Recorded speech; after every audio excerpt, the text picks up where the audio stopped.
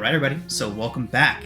Last session, you all arrived at Shilku Bay, a spot in the southern end of the Cholton Peninsula, and the spot of a recent disaster that had taken place when a group of Flaming Fist mercenaries came down to investigate and were subsequently slaughtered by something, and it's pretty clear what at this point. You made landfall at the beaches and had to move your way from the western shores of the beach up and around the bay to the eastern shores where the city was. A recent volcanic eruption had rendered the entire place a veritable wasteland and had made travel in and around the area very difficult. But your mission to scout out the area and see what treasures, if any, were there, and the viability of turning the area into a Flaming Fist outpost, you made your way into the city and began scouting out some ruins. You found quite a few things, including some items that have yet to be fully identified, as well as just treasure. The city had been preserved under a layer of volcanic ash, and so you were able to go through and search several of the buildings before creatures that had taken up residence in the city began to take notice of you, and weren't at all too pleased with your excavation, with your archaeological ventures. So luckily for you all, you were able to acknowledge the fact that this creature maybe didn't want you all searching, and instead of facing it and challenging it and attempting to defeat it to search further, you decided to simply move on and began to make your way towards the center of the city, a temple that seemed to be radiating life around it. The volcanic eruption, the flames of the lava, and the choking gas of the atmosphere not touching this area. So it was an obvious focal point of whatever magic was protecting it coming from the temple. So you all decided to head that direction and found several fire newts engaged in some sort of a ritual. They were dancing around a massive fire that seemed to be blazing from the center of the temple, hurling debris and sometimes even bodies into the fire to continuously feed it.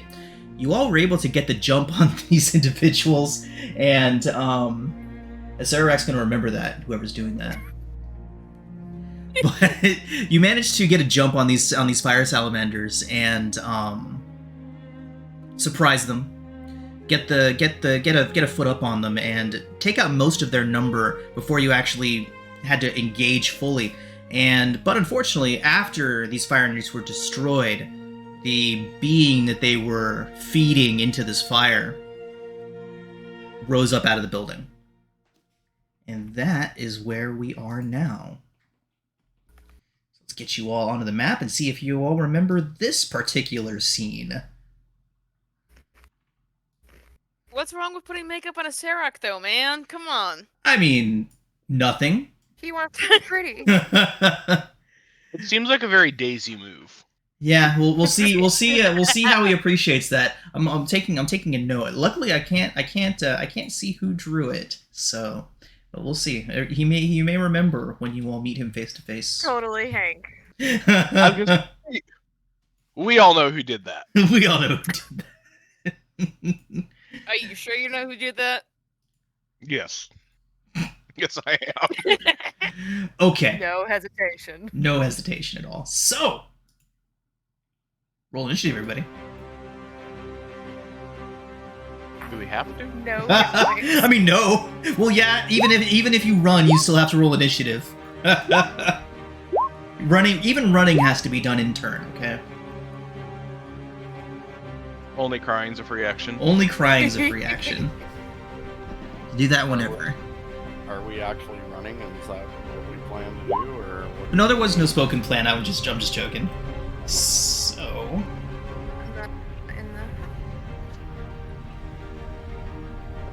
My whole thing is I just don't want to die.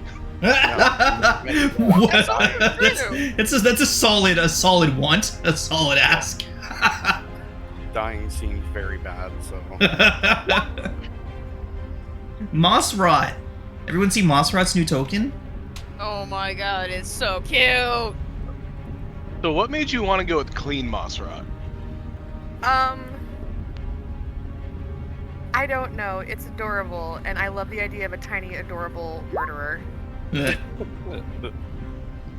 like Break Ewoks? is- A tiny, adorable murderer.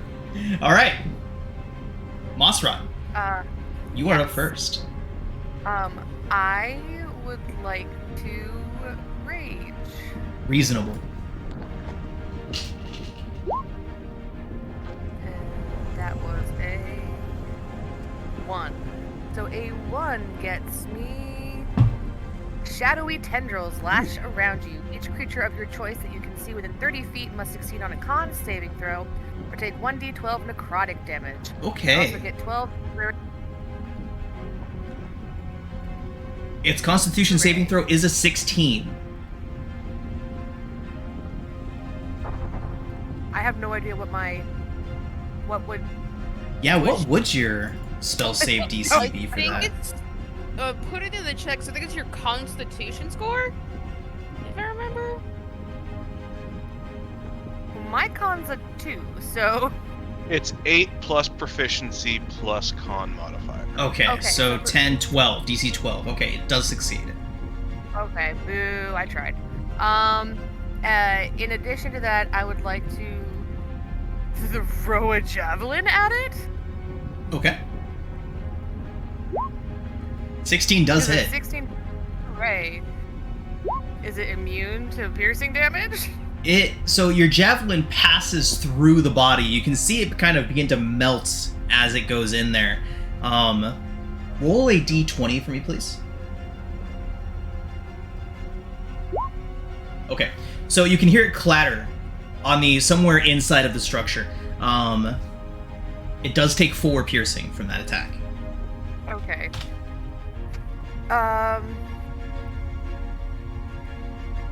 Yeah, I've got nothing to fight. Also,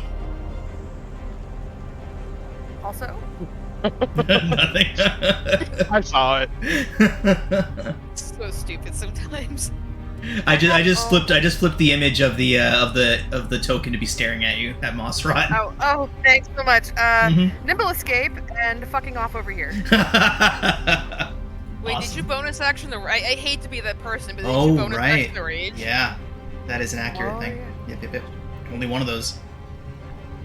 Stop Pathfinder, ma'am. I'm sorry. That's okay. Ah, Played Met Pathfinder. I just don't know what I'm doing. You're good. don't So worry. she's gonna stand there and be like, guys, it's immune to javelins. all right, Banff. Okay, well, I don't really know what to do. Should we run? Should we fight it? I mean, my rapier is gonna do nothing to it, right? So It did take half of the damage from Mossrat's javelin, so resistant but not immune. It ate my javelin.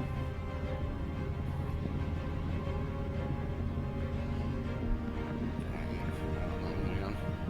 I guess I will just rapier it. Okay.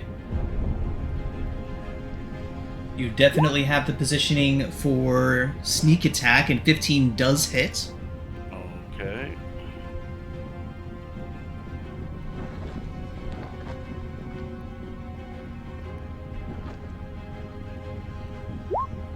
Nice. So 19, so it does take 9 of that. And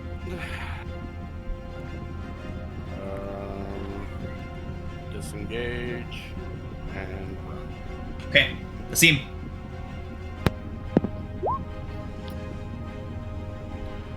Asim is looking at this thing and realizes it's a lot of bad news. And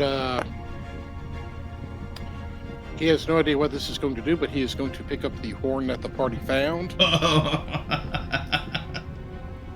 Do it. I was kind of hoping you were gonna pull that thing out. His familiar is going to do a little flyby right quick just to give him advantage if it's an attack. Okay. What do I need to do with it? You just gotta blow it. He remembers to breathe and then blows it. Okay. So, Oh, damn. Okay. That's what it is. That's what it is. All right. Started blasting. 30-foot cone. Nobody's on the other side of this thing. Oh, what? Look at the odds. What are the odds of that? There is nobody on the other side of this. You have a clear 30-foot cone. Okay. So con save from this being. Cowboy. Constitution saving throw result is... Ooh, a 10. That is going to fail. Roll 5d6 thunder.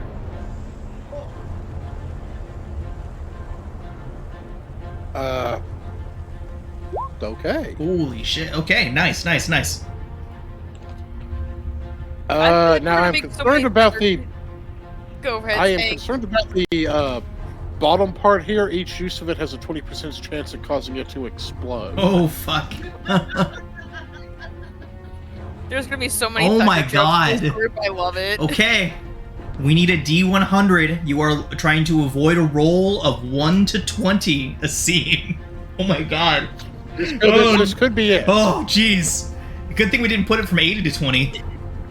Or 80 to 100. Now, Damn. now the thing is, does the team know that this has this risk? I don't think so. No I one's don't think he had does time yet. to attune to it or to cast identify. Nope. You just knew Nope. blowhorn go boom. Mm. Although I'm sure Asim's intellectual mind will phrase it differently than that, but you get the gist. Gimme. Now I am not sure. Now I'm pretty sure this is going to result in an opportunity attack, but he's going to try to attack me if I don't move. 1, 2, 3. Wait, that may have been the wrong way. Let me check. It has Yeah, not it was. attacked you yet. Interesting. I'm going to 5, 10. Try to get myself over here where I want to get closer to here, but I don't want to necessarily catch anyone else in the blast. So that's why I'm kind of positioning myself there. Okay. Okay, there we go. Okay. I need everybody within 5 feet of the elemental to make a Constitution saving throw as it begins to glow hotter and brighter, and the heat becomes extremely intense, okay?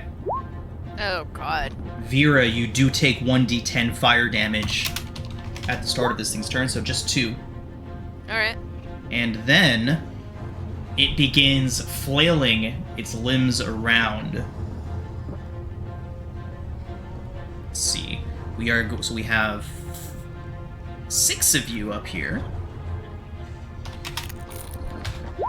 So, Asim and wrong. Asim and Salazar. It turns towards you both and looms up over you and brings both of its fists up into the air and brings them down on top of you in great fiery columns. Asim, it is... Oh, a nat 1. Big miss. Salazar, it is only an 8 to hit you. That will miss. Fantastic. Look at you all. Thank in God. luck. Okay. Brings us to Salazar. Oh my. Well, we're fighting What is this. Salazar gonna do? We are going to run up to it and let out a giant scream in Draconic Okay. for Draconic Cry. Jeez. Okay. So I'll give everyone advantage on. Cool.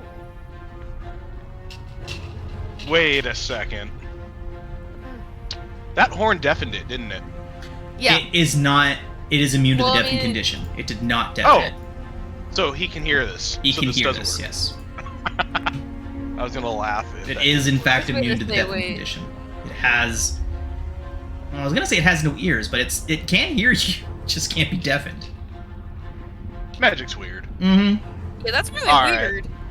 So we'll do the Draconic Cry, and then we're gonna take a Shillelagh swing at advantage. Okay.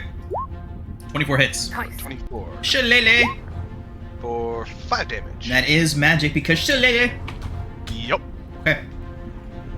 Not much compared to 22, but every point counts. Every point counts. That will be turn. Vera. I think we said that spells that last like 1 minute are still up, right? Yes.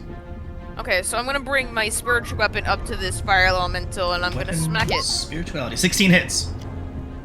Cool, cool, cool. Level 2, so 5 force. Have force. That was a bonus action. Right? Yep. Yeah. And then I'm gonna cast Shatter on this. Shatter. All right. Yeah. You can certainly get it in there so you don't hit any of your buddies. Constitution saving throw result is... Ooh, a 6. So it's gonna take 13 thunder damage. Fantastic. And that's gonna be my turn. All right. It looms up over everyone and begins speaking in a deep, rumbling voice, almost like rocks falling down a mountain. Begins speaking in Primordial. Anybody speak Primordial? Yes, I do not.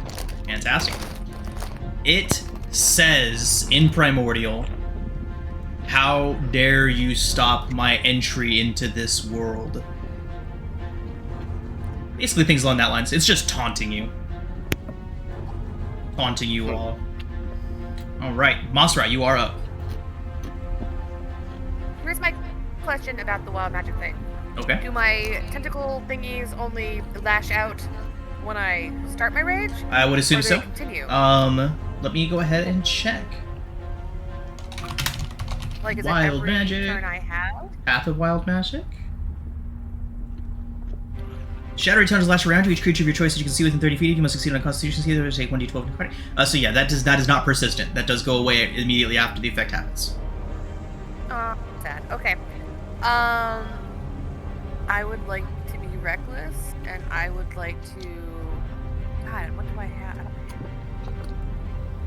Originally I had magic. Hank, we got some crunching on your end, bud. Can I stab it? Like, can I...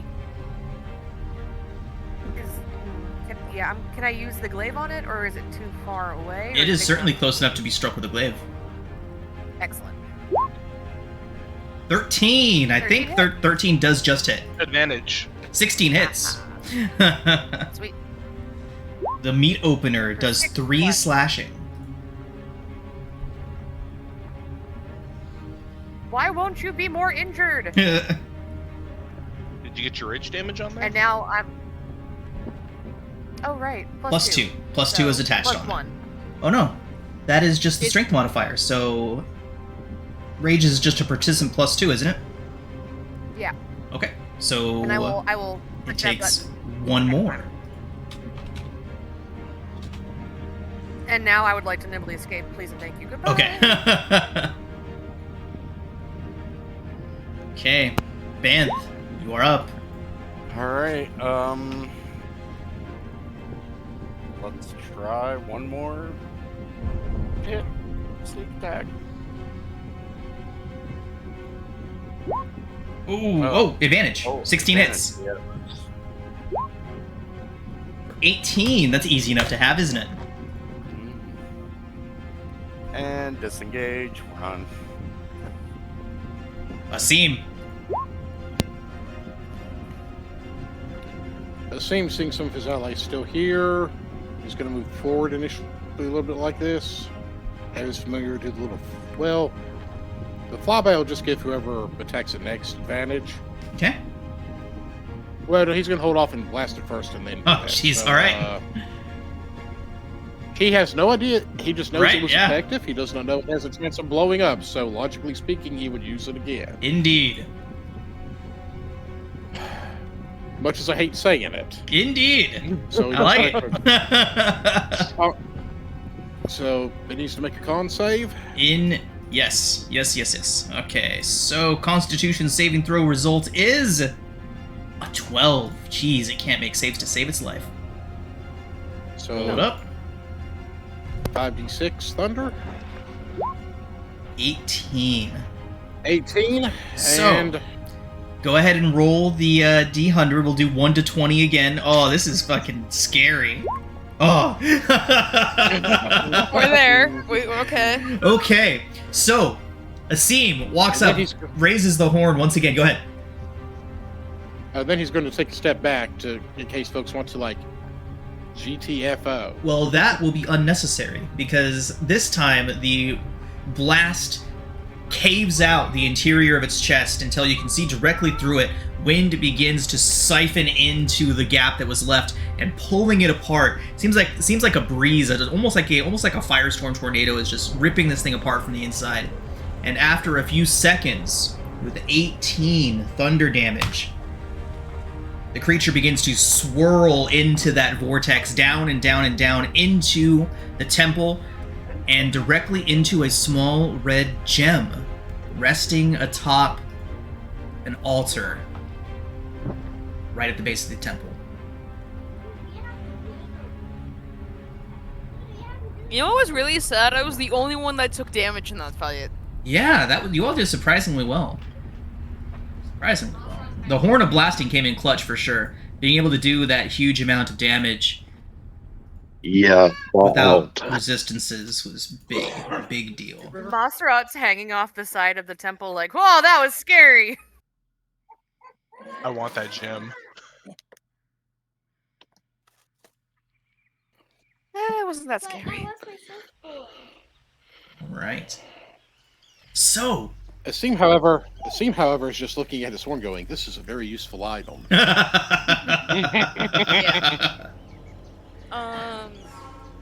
If I cast light and then throw like a rock, light on a rock and then throw it down at the altar, how far down is it? it's only about 15 feet down.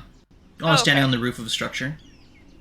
On the roof of the structure. It's Raging. not multiple stories. Can I jump down? Yeah. Whee! I'm assuming y'all aren't just yeeting yourselves off and carefully descending. I mean, High it's off the rope Mossrot. to Right, I was about to say, climb Mossrot, down. make a dexterity save, please. Yeah, I was gonna carefully drop down. I'm think still it- raging. Okay. That's fair. Okay. 10 is good enough. The landing is not graceful, but it is also not painful. Thank you. And Vera is letting herself down carefully. Yeah. Okay. Okay. So.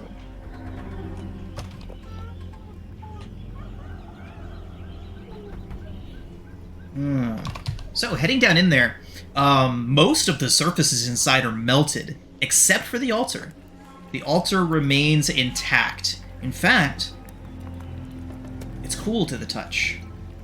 Protected by some sort of ancient magic, untouched by the elemental's ravagings. And atop it, a red, perfectly cut gem. Anyone investigating it or looking closely at the gem would notice that it appears that a small fire is burning at the heart of it, inside of the crystal. Can I pick it up? Yeah. It is also Salazar, quite cool to the touch. Do you want it? I want it. Maybe we should take that back for them to investigate it. Maybe. Probably, yeah. Yeah. But I want it for now. Okay. And if we're in a pinch, I will definitely throw it at them and run. Solid. Is there anything down here that would be considered interesting enough for Jungle Princess? Well, we already know that there is some sort of altar here that elemental fires were not able to touch. I can't carry back the altar, Asim. Seems going to attach a rope and just lower himself down. Okay. And he is going to take a few minutes and ritually cast Detect Magic. Okay. So one of the characteristics that stands out on the altar is a circular symbol that appears to be a maze. You've seen several such symbols throughout Chult, throughout Port 9 Zaru, on totems, on markers, way markers, and things like that on your journeys up and down the beaches. It is a very common symbol. I'm not sure if we've mentioned Ubtao before. Yes. Okay. You all would recognize that as the symbol of Ubtao, the ancient primordial deity of Schultz. It appears that these salamanders were attempting to break Ubtao's hold on this particular temple and were unsuccessful in so doing.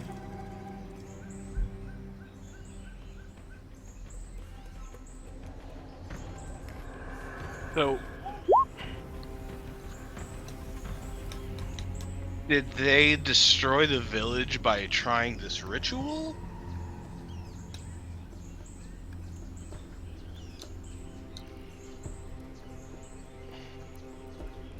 I would allow some religion checks. Yeah, I think I'll allow some religion checks if you all want to see what went down here. Alright. Nice.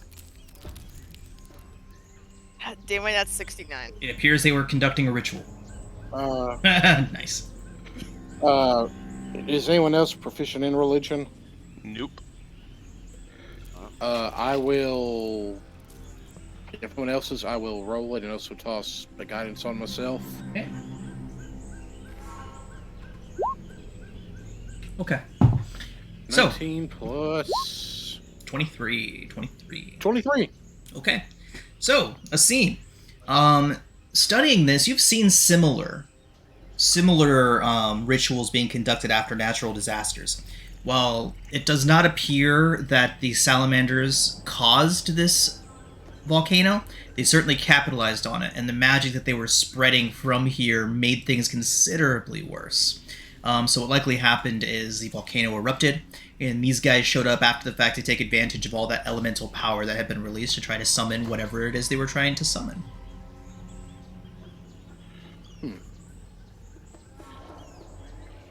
So it appears as if our little flaming nude friends were attempting to exploit the tragedy that occurred in this port. I see. Rather,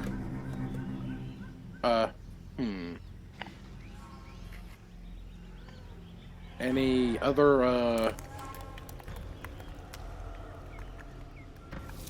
other potential stuff around here that we notice?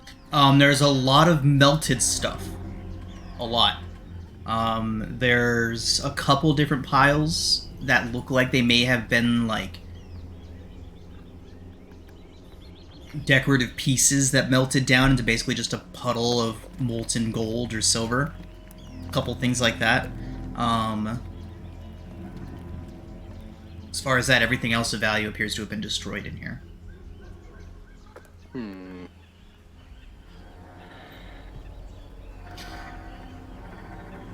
Well, I don't know if anyone I don't know if there's any value in sad molten lumps. Probably not. I mean, I'm not punching in the melted stuff, so.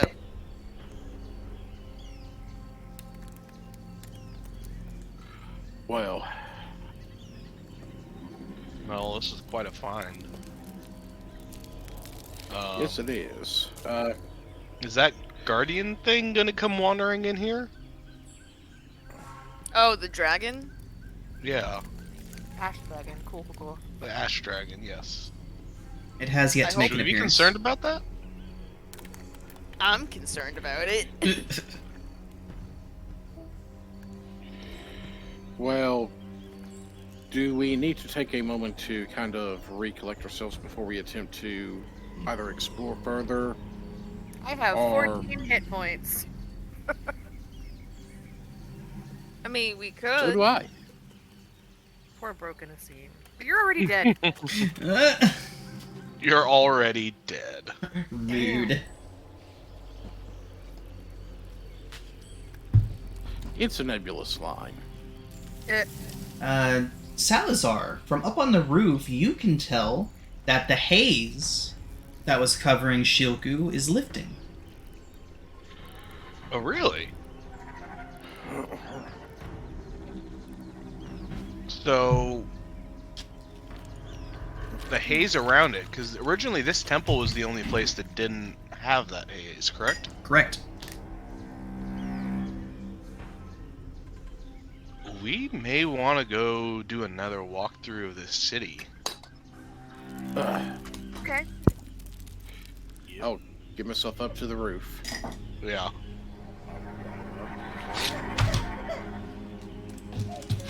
Follow Asim and get on the roof. Spider monkey my way up. So you all see the same. The cloud of volcanic fumes that was covering Shiklu does seem to be drifting away, clearing. From your vantage point atop the building, you can see the ash drake is still down there. It seems to just be moving between the buildings. It'll go into one of the buildings, spend maybe 5-6 minutes in there, and then come out and move on to the next one. Don't know what it's doing. Can we ask it?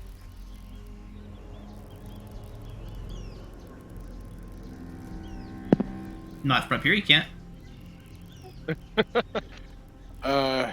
Do we Let's want head to back down, I guess? I mean, Yeah. yeah. But no, we handled its elemental issue. It's welcome. I'm sure it'll be very happy. Okay. Whee! Get you all back on the big map.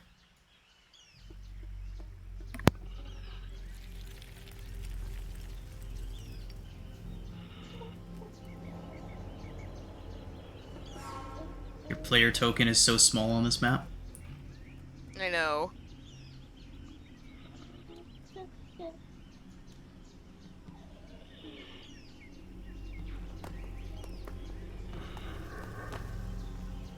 Okay.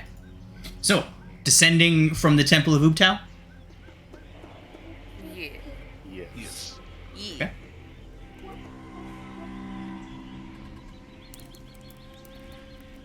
So, what exactly are you all doing? Are you heading down into the city to speak to the Ash Drake? I think so. Okay. I'd also like to find something else we can take back, because I'd like to keep this gem. I mean, I just don't think we're gonna give the Hornet blasting, right? Because what else do we have? Besides the... Well, we have the ointment, too. Well, the main thing is they were wanting information, which is more valuable than any items. This is correct. They weren't. They did. There was no tax attached to this. If that's what anyone was thinking, you don't owe the Flaming Fist any treasure or anything. Anything you find here is yours. No, but I'm thinking they'd want the gem just because it's related to this temple. Yeah, and like what happened to the town, right, or whatever. Don't tell them you have it. I mean, yeah, that's the thing. We could just say that the salamanders were performing a ritual and then kind of caused something to happen with the volcano. True. There was a fire elemental and it disappeared. Weird. As you all are discussing, who has the highest passive perception amongst you? I think it's me? Yeah. Probably either the rogue or the kobold, one of the two. It's not. Yeah, I'm at 15. 13. Yeah, I'm at 14, so... So as you're all discussing, kind of standing in a circle, talking with one another in the town square, it's still covered in ash. There's still ash everywhere, volcanic coating over everything, but the air is breathable now. It's actually quite pleasant, a little bit dusty smelling, but it's definitely breathable now compared to what it was a few moments ago. Salazar, as you're all discussing, you're kind of looking over Asim's shoulder as you're speaking across to him, and then you see the ash drake. It is perched on a building directly behind you all, just kind of watching you. A little group of smoke and ash methods floating around it, like a little entourage. It just watches you. I'll shout out to an Draconic. We stopped them up at the temple. That's what you wanted from us, right? It nods.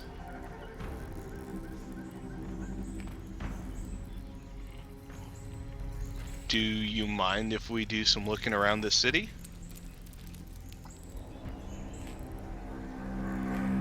it kind of looks at you and makes a little bit of a low rumble.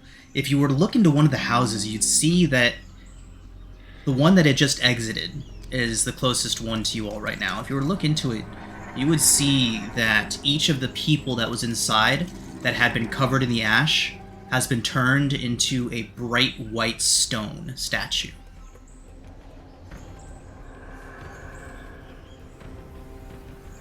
Huh. It tells you, in Draconic, this I'll place... translate This place is now consecrated. Disturb these dead not. Fair enough.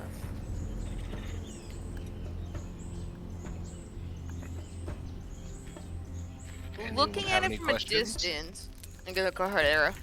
I was just say, has anyone got any questions for it? No, I don't have questions for it. I was gonna look at the people and see, like, potentially from what I can, like, tell. Do I know what it's afflicted? Like, the dead are afflicted by, whether or not they're, like, So, dead by lava or anything like that? right. So when you're on your first pass through here, you saw a lot of these instantly mummified individuals. Much like what happened at Pompeii, each of these people was instantly smothered in a layer of volcanic ash that preserved them. They were delicate when you were all walking through. Some of them even falling apart as you walked past them or nudged them by accident or things like that. It seems that the ash drake has gone through and petrified each of them, turning them into a permanent stone structure. Oh. I've seen Don't Blink. Let's get out of here. Yeah, no, let's get out of here. All right. This is such a weird dragon. I'm really interested. Interested, right? He's really cool. I know, but I also don't want to die and or get turned into a statue. Level Sean, 3 is this a petrification. homebrew? Is this a homebrew? Shilku has like 2 sentences for it, so this is all just my stuff. The Ash Dragon itself is from I think it's Tome of Beasts by Kobold Press is the main Really stat cool. block, but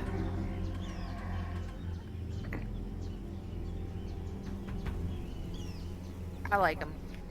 Yeah, this is really cool. So- Mossprout's gonna do like a salute with her glaive. Be like, let's get the fuck out of here before we join them.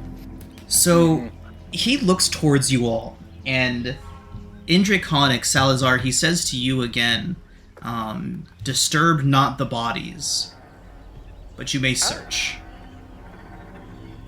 Oh. Thank you. Okay. If we want to do another look through, we could. Let's do it.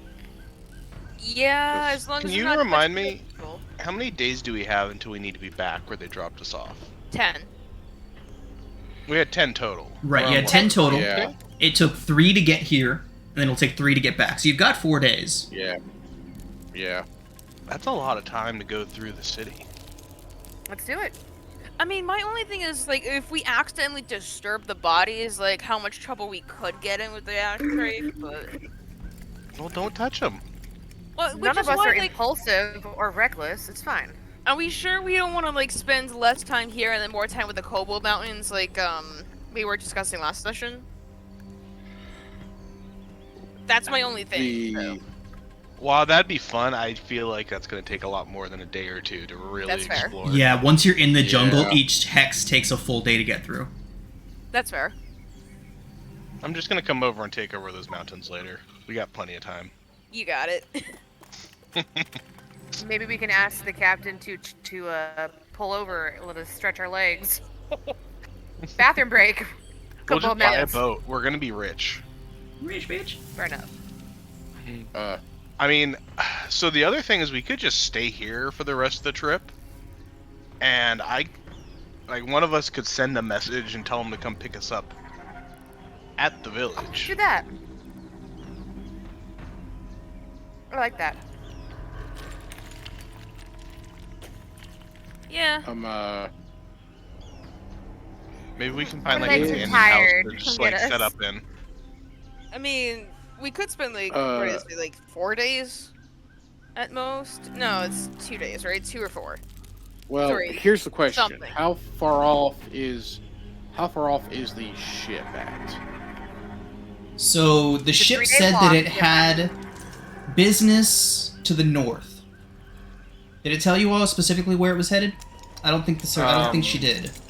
I thought you said it was going to Jahaka Jahaka Bay. Bay. Yep, Jahaka Bay. Because they're ex-pirates.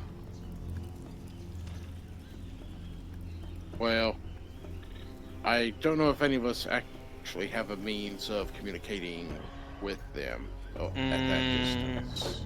Oh, that's right. I we were was gonna use thinking the familiar, but Skywrite. it's- Who has it? I do.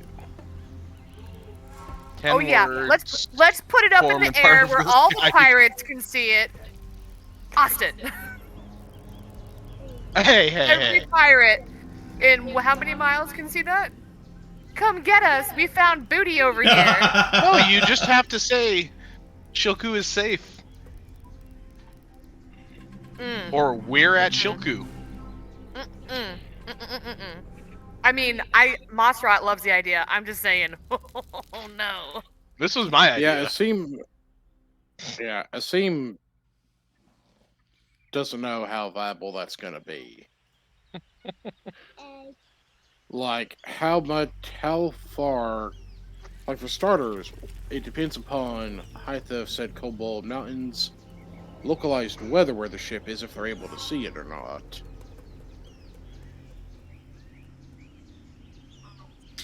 So Well, I I'll got go ahead and say that they won't see it from Jahaka Bay. You would need to do it on like the day they're scheduled to pick you up, and then they'd like Yeah. to be able to see it from inside of the bay.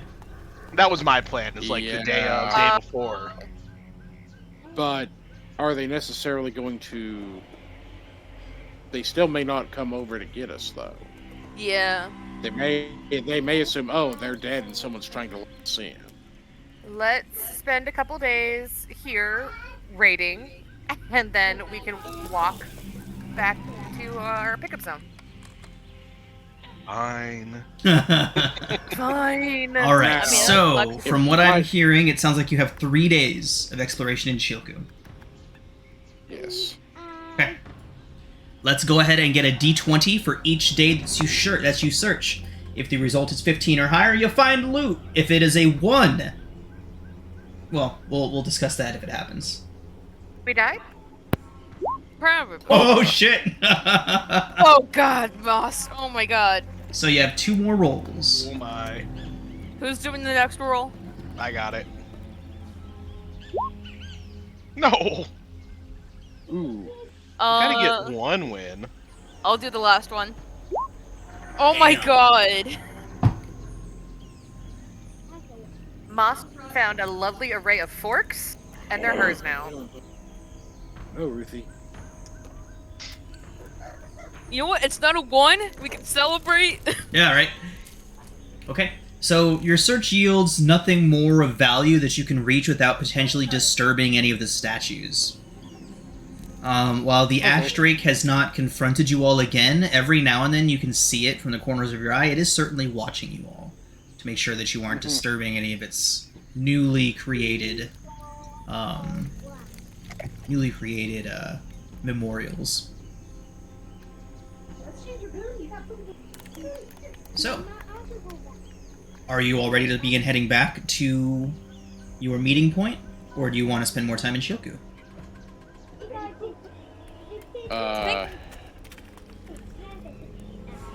I think after 3 days, I think I would be fine, but that's up to you guys. I think we only have maybe 1 day at the most again to search, correct? Yes. I Do think we a want to buffer spend the day last- is a good idea. Okay, yeah. So what's the decision? We're gonna get moving. A buffer day may not hurt, so yeah, let's... Okay. As much as I'd love to spend the entire time here and risk it, I understand Yeah. the concern about Skywrite not working. Yeah. Because, that's a lot of hexes to get through to get back to where we need to go. Indeed. Yeah. I'll be honest, I never once had considered the possibility of pirates seeing it and showing up. I was just like, yeah, this will obviously work. There's no way this doesn't. Considering that it's been this many days, can I presume that we can have had a long rest? Oh yeah, absolutely. You all are fully rested. Sweet. I'm gonna switch my preparation for spells from command to healing word. Okay.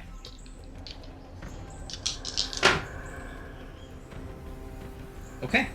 So, you have 3 days to travel until you get back to your meeting spot. Your first day does pass by without any incident. As does the second. Okay. You'll make it back to the landing spot without any issues.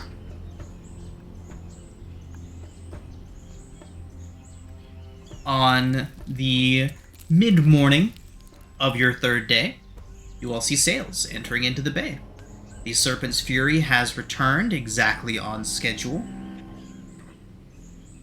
You can see sailors aboard the deck all looking towards Shilku. They look impressed. The last time they were here was a fiery hellscape, and now it's actually looking quite vibrant.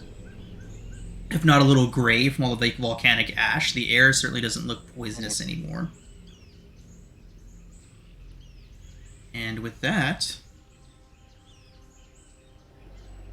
they send out a boat to you all.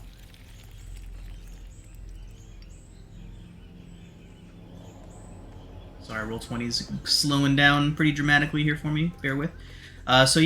So they send out a boat for you all. And Jax, the first mate, greets you all and ferries you back to the Serpent's Fury.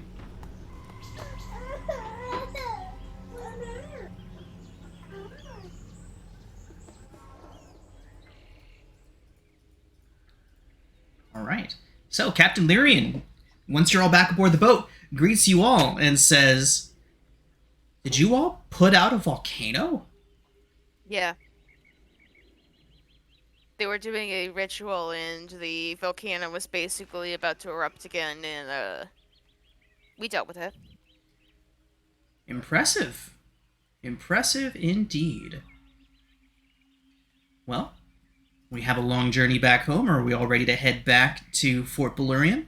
Report in that Shilku is ready for the Flaming Fist expeditions? Wish we could have There found that is boat that a- went down. Well, there is a potential problem with that. There is some form of dragon formed of smoke and ash that insists that the dead there be not disturbed. Is it hostile? Only if you disturb the dead there. And we'll relay that information to Captain Porter, and she can do with it as she pleases. Our mission is complete. Yes.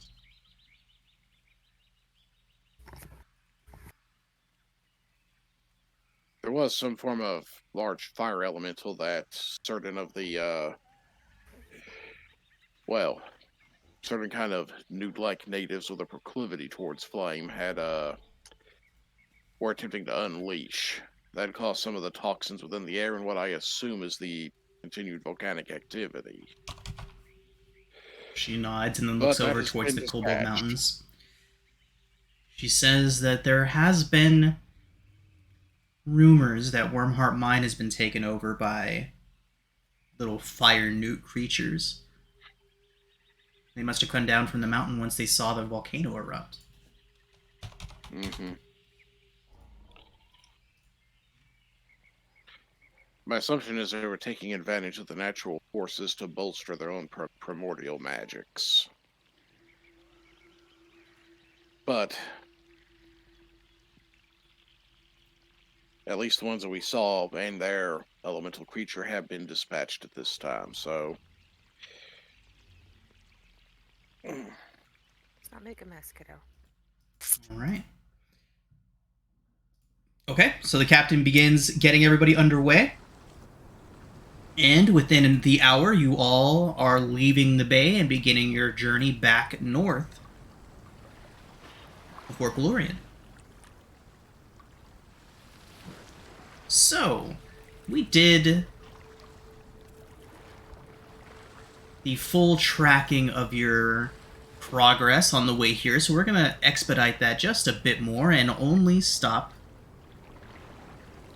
for any major events. So,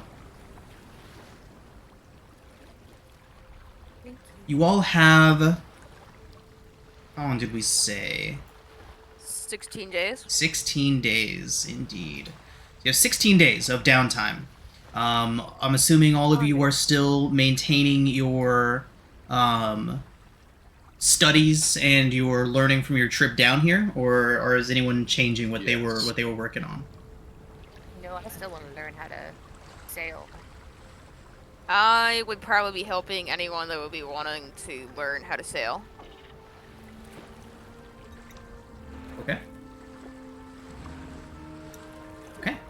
So, we did say that by the time you returned, you would have proficiency in the skill that you were studying during this long voyage. So, 16 days. 16 days. All right. Stand by.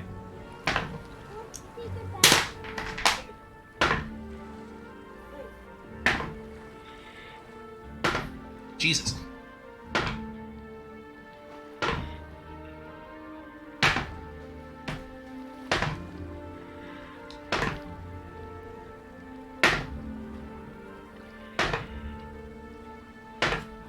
Okay. Okay. So, about halfway through, maybe a little bit more, you would have seen your compatriots eyeing Jahaka Bay warily as they sailed past.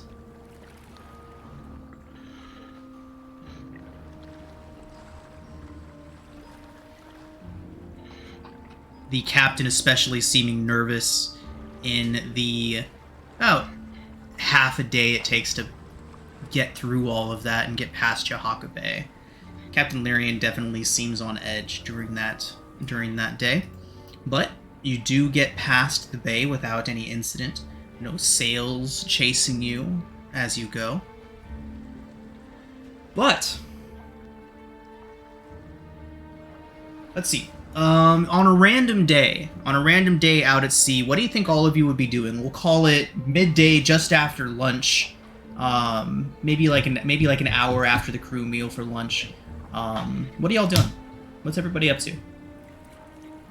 I feel like Moss is like playing, like running, or like making it a rope course. Nice. Playing a Ninja Warrior with the rigging. Exactly. Yes. Asim is kind of going over some of the cartographer's tools and the like to learn how to utilize them. Okay. I would probably be, since I have proficiency in navigator's tools, I would probably be helping the navigator in terms of like getting us back up to the port. Okay. After lunch and everything, probably sitting on deck, just enjoying the sea breeze, maybe doing a little fishing. Okay. And Banth? I feel like he's like playing dice with some of the deckhands or something. Okay. So, from what I have heard here, let's get perception checks from Salazar and Vera.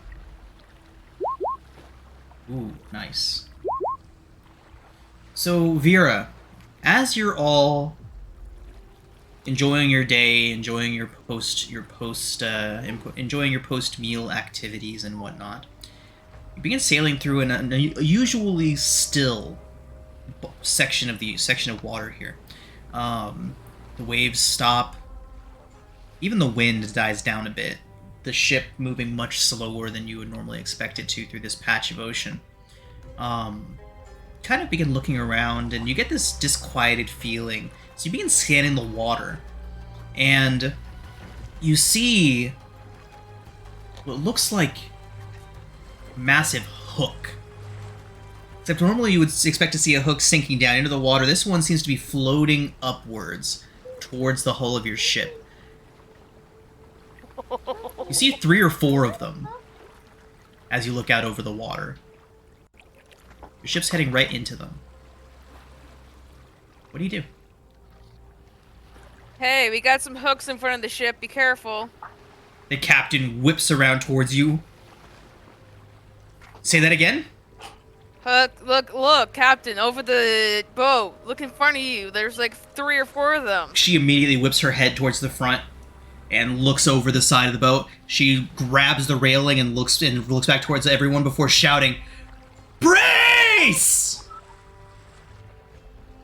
I need everybody to make dexterity saving throws. You can all do so at advantage, since Vera was able to spot that, and then suddenly, it seems like all motion in the boat suddenly stops. You hear some grinding and sharp, crunching noises as the boat comes to a sudden and immediate stop. Several crew members go flying. You see one of the crew members go flying overboard, and you begin hearing people shouting in alarm from below decks as water begins to rush into the ship from a few puncture wounds.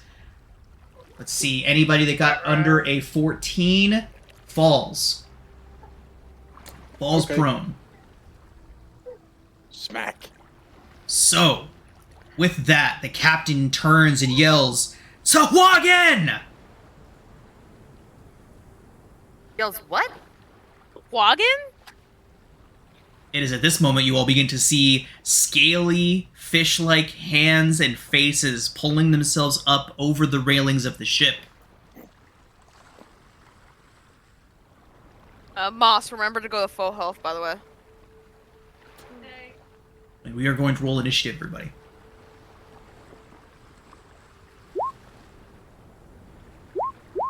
Roll 20 is going so slow.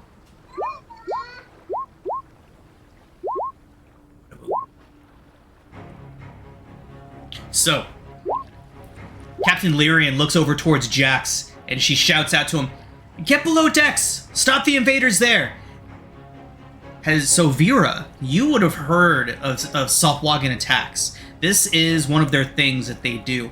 They'll stop a ship dead in the water, attempt to sink it, and as it's going down, you will have Sahuagin raiders entering from below decks as well as onto the deck to attack, kill whoever they can, and sink the ship to the depths where they will then loot it. I'm just saying. Captain would be back here at the helm. And here we go.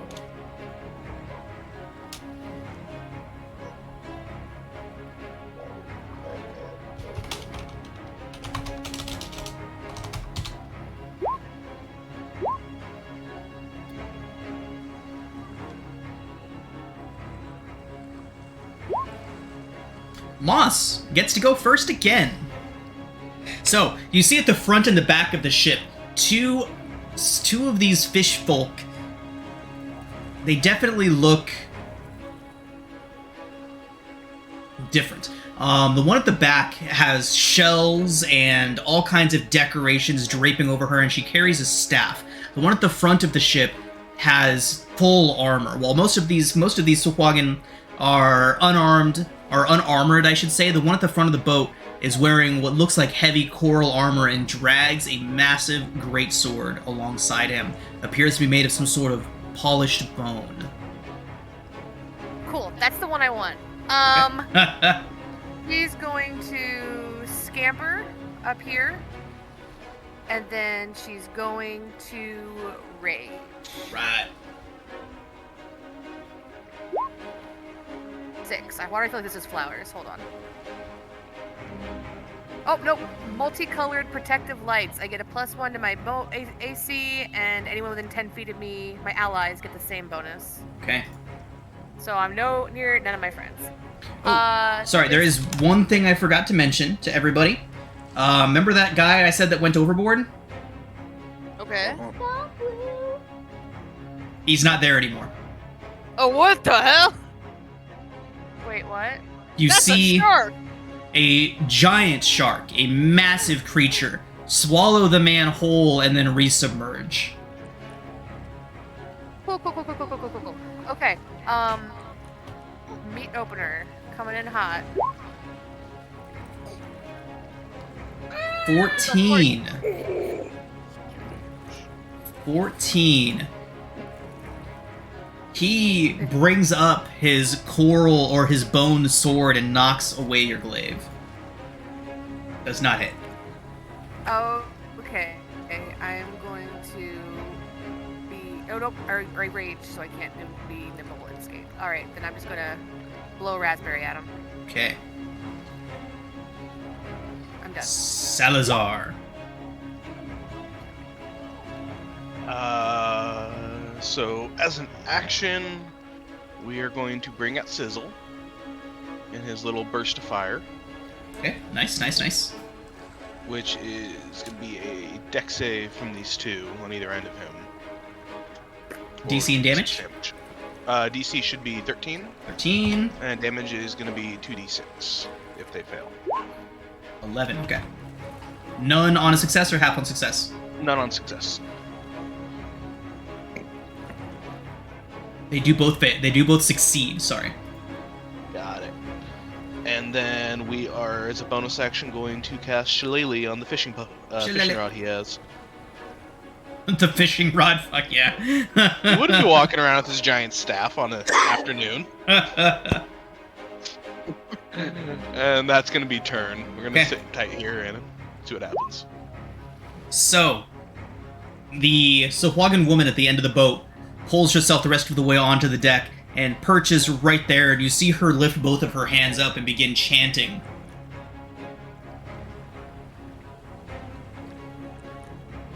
She is going to drop a spiritual weapon right here. Of course she is. Mm-hmm.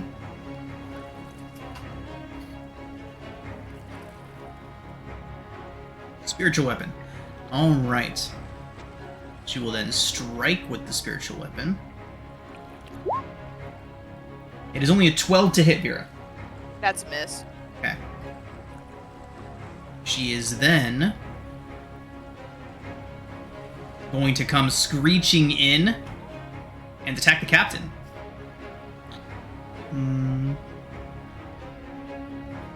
20 to hit the captain with her claws for 2 slashing. That brings us to the armored one up here, who is going to mutter some curses towards you in a very bubbly, strange language, Masrat, and then he is going to close in with you and begin attacking with that sword.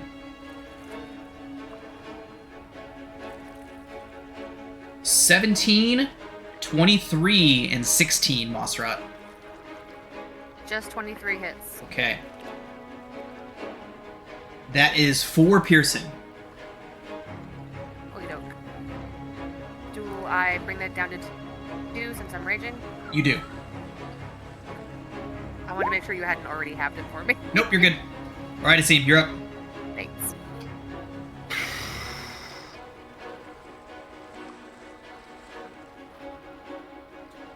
Asim still has no idea what this thing does. Oh, God. Oh, Okay, you mean you would have had like so- 5 or 6 days. Does anybody know Identify? Nope. I do not. Nope. Okay, Jax is a literal wizard, so would you have mentioned the horn to him? The first mate of the ship.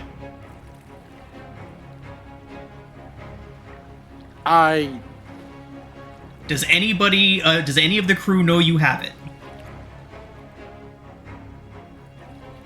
If the answer is no, then horn away.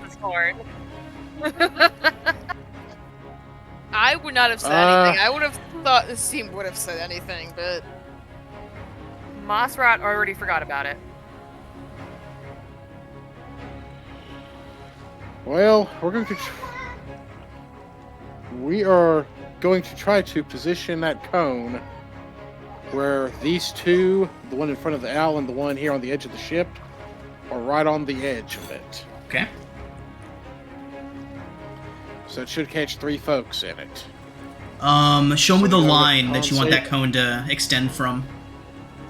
Sure thing. Let me hit this.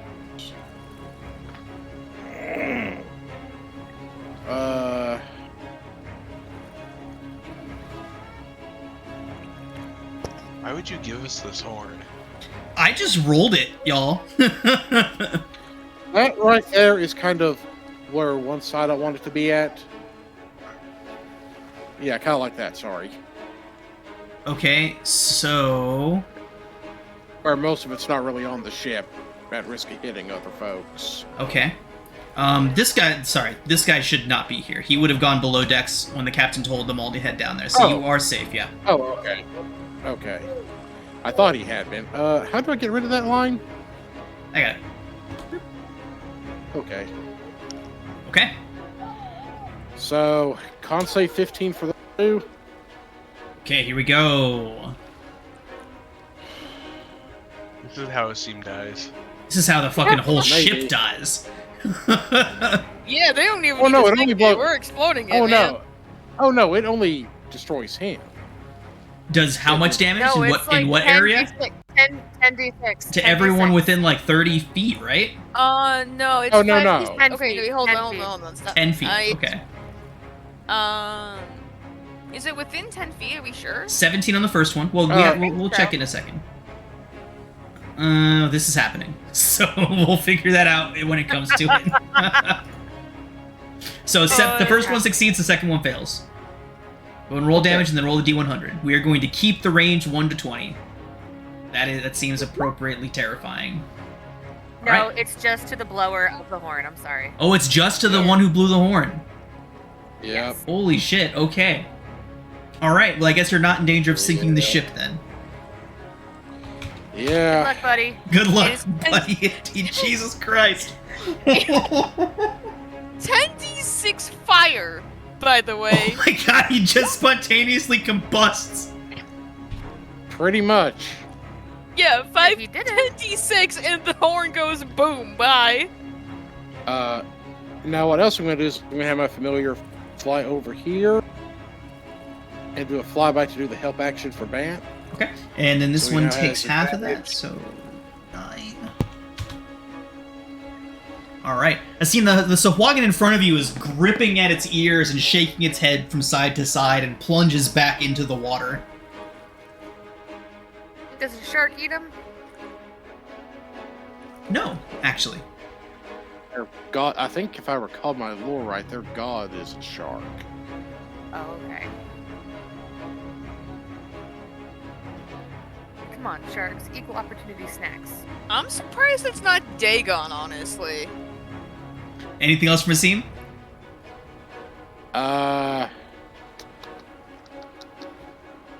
I'm a lot less stressed out by you using that horn over and over again now that I know that it's not going to sink the ship. Yeah, now that you know it's only a single. Now that you know Right, that I was like, it's oh my a- god, is it's this only like... I mean, shore. y'all might be able to swim to shore. That is a possibility. I was literally least- sitting here planning, like doing the DM thing where like, oh my god, this might happen. I need to start figuring this out now before it happens. At least he has advantage on death save. Hey, there's that. Yeah. I think that is all I'm doing. Well, what I will do is I will utilize my former dread thing as a bonus action to give Okay. me some temporary HP. Nice. Just in case, which is a 1d10 per level. It's a 10. Cool. Okay. Brings us to the captain, who is going to pull a rapier from her belt and shout some rather obscene curses at this fish person behind her and start stabbing. The 10 and a 17, she hits once for 6 slashing. Vera, you're up. I'm gonna drop one of my own spiritual weapons on top of the fish person that tried to do it on me. Okay. As a bonus action. 21. 21 hits. Alright, 21 for 6 force. And then I am going to move over here and I'm gonna start a swinging. Nice, okay. Two-handed ward. I'll take the sectional. Nice, okay. For 9, okay. And that's gonna be my turn. Banth. Bant will take a rapier shot at him. 13. Flyby That can't be right. Flyby. Flyby's got advantage. Oh, yeah. I had the familiar do a flyby on it to give him advantage for the sneak attack goodies. Okay. For some reason, my Sohwagan is saying that its AC is 3, and that is not possible. So let me see what its AC actually is. Oh. What the fuck? Why? There's no shot it's actually 3, right? Yeah, there's no way. There's no way. It's impossible. 12. Its armor class is 12. So that does hit. Okay.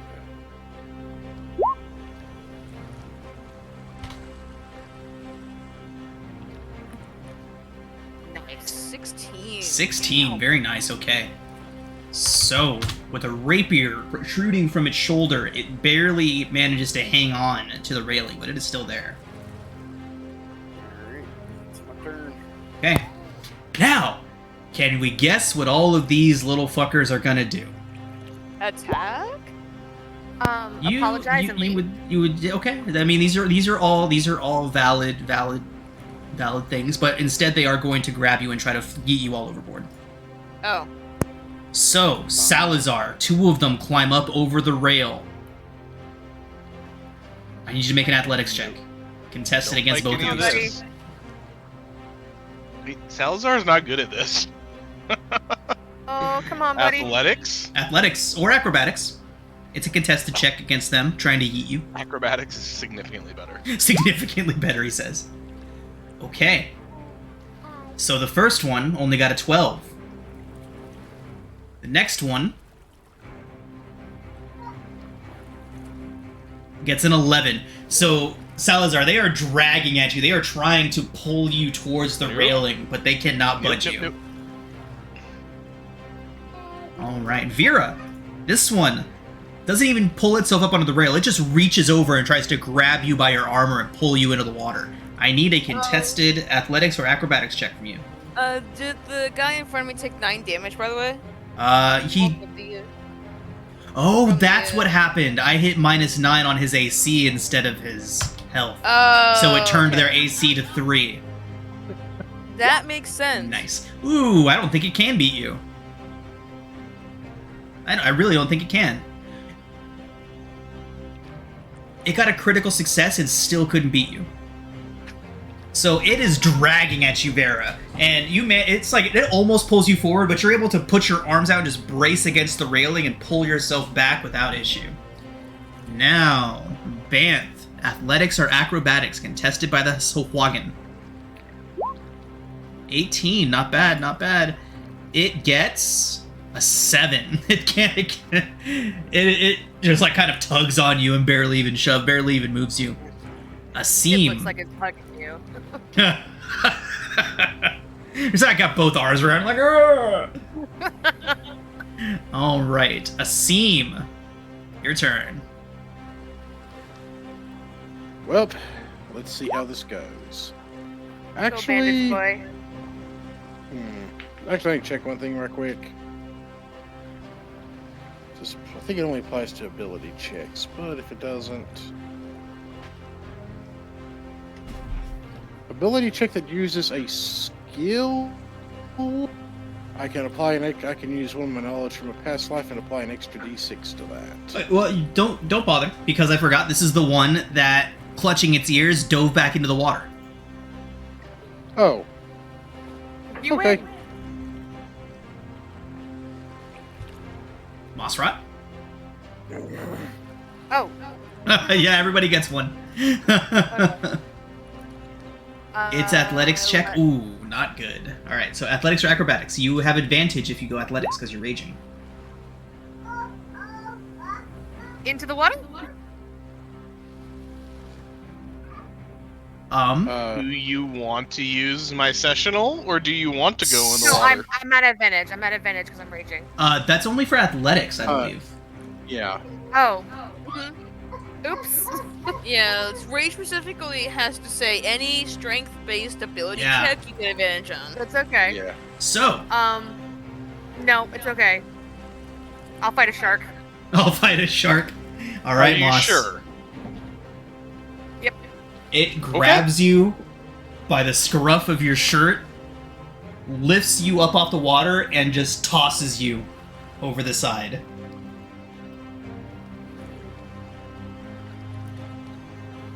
You quickly see a Finn beginning to approach you.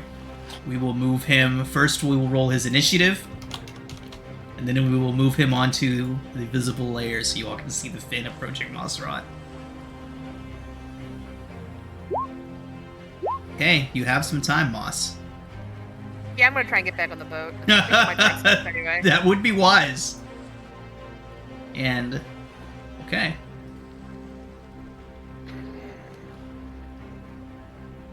How far is the water line from the boat?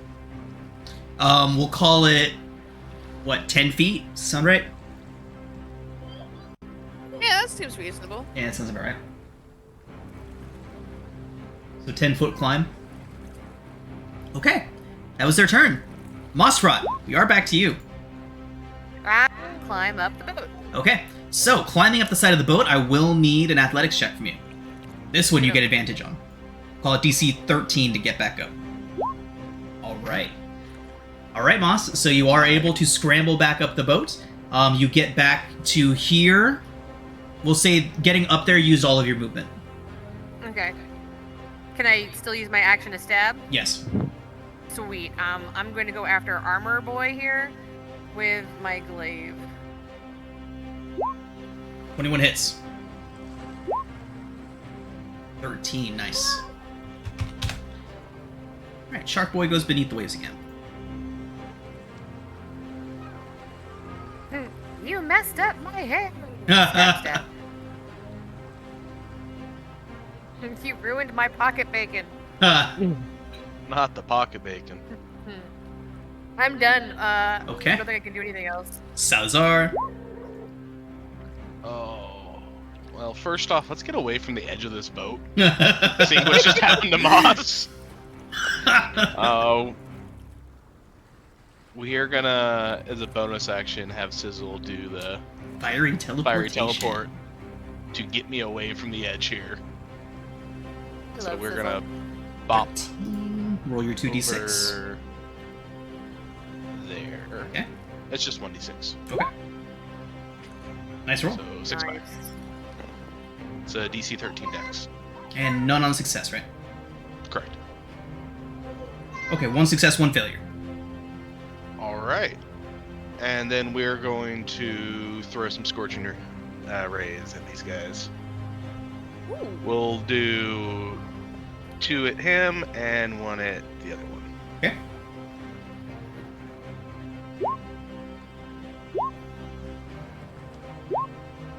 It's a nice one. Okay. So 2 at which and 1 at which? 2 at the closer one, Okay. and then 1 at the farther. Alright. The 20 for the crit obviously hits, and so does the 24. Alright, so this is the closer one, crit damage. 13 And fire. 13, nice.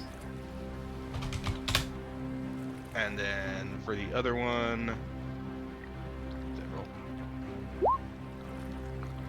10 fire. Alright. Run away, blast them with spells. Alright. Okay. Anything else? That will be turn. Okay, brings us to the Sahuagin princess, who the priestess. And the first thing that she is going to do is spiritual weapon the captain. Bonus action. 23 does hit for 5 force to the captain. And then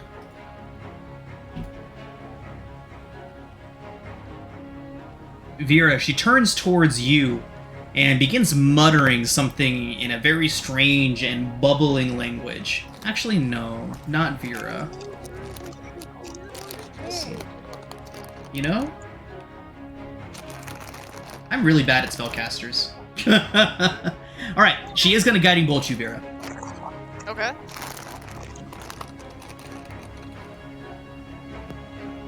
Alright. That is a nat 1. Big miss. To the champion, who is going to continue his duel with Mossrot. Moss, it is a 15, a crit, and a 23 to hit. Hold on, Chip. Step away just 1 second. Okay. So I'm assuming the 25 and the 23 are gonna hit. Yep, okay. Yeah. So...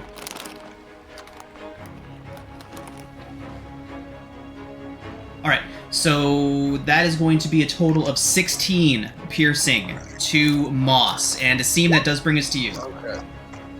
Now, is that half to do? It is halved for rage, yes. Okay, so 16 total. Okay. That wasn't halved yet, so it would only be 8. 8 to Moss. Okay, so 8 points of damage to Moss, right? Okay.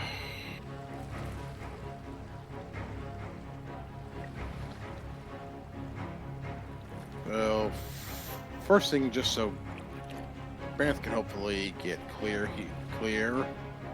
his familiar is going to do a flyby on that one. Okay.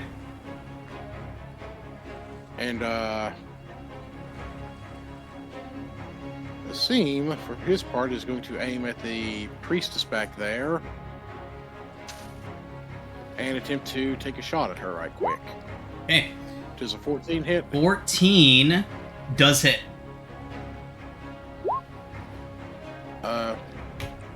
For 3 force damage. Okay. Bad roll, bud.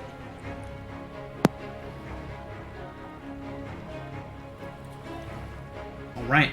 Anything else? That is my turn. So that does bring us... Oh, wait. She actually Oh, wisdom save, right? does have to make a wisdom save against the frightened condition. Okay, she does critically succeed on that. Okay. Okay, brings us to the captain. Slashes twice, hits twice for 15 points. Nice. Vera, you're up. I'm gonna see if I can finish off the priestess with my spiritual weapon real quick. 19. 19 hits. Alright. 8 force. Down she goes. I'm then gonna move my spiritual weapon over toward here for later, and I'm gonna warhammer the guy in front of me. Okay. I used my sessional already. God damn it. Alright. That's fine. It's still 12 Holy bludgeoning, hell, that so- is enough. That is big. Big hit. Alright. I will... Yeah, we'll move here for now, and I'm gonna end my turn. Okay. Brings us to Banth. Another rapier hit. I believe you have advantage. 21 hits. And another one plunges back into the depths. That's me. Brings us to the Sahuagin, who are quickly dwindling in numbers.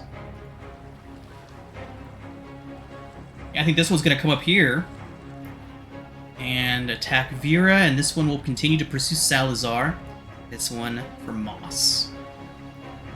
Okay. Mossrot, 16 and 19 to hit. 19 makes it. For 9 piercing, have that down to 4. Salazar, this one here is an 18 to hit. That'll hit. For 3 piercing there. And this one, Vera, it is a 20 and an 11. 20 hits. For 7 piercing. Brings us back around to Mossrot. I'd like to stab this guy who's right here. Reasonable. 12 just hits. Hooray. 9. Alright. Salazar. Oops. Sorry, Rosa, go I'm ahead. sorry. May I add? No, it's okay. Can I just add 3 points of damage for Fury of the Small? Your smallness try to- kills him. Hooray!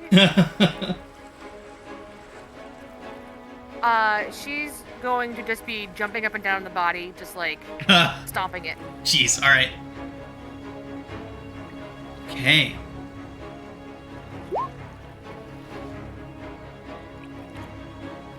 Priestess. But I think you skipped me. Okay, go ahead. Yep. We're just gonna clock this one right in front with the Nice. shillelagh. Shillelagh. Take him out with the fishing pole. Oh, 10's no Or not. good. It was worth a try. We're just gonna have Sizzle pelt him with a flame seed. Nice. Ooh, Oh, that'll do it. You want roll damage? that will do it. 8 fire. Down he goes. All And right. then we're just gonna sit tight here. Okay. And these guys, especially this one up here, is no fool.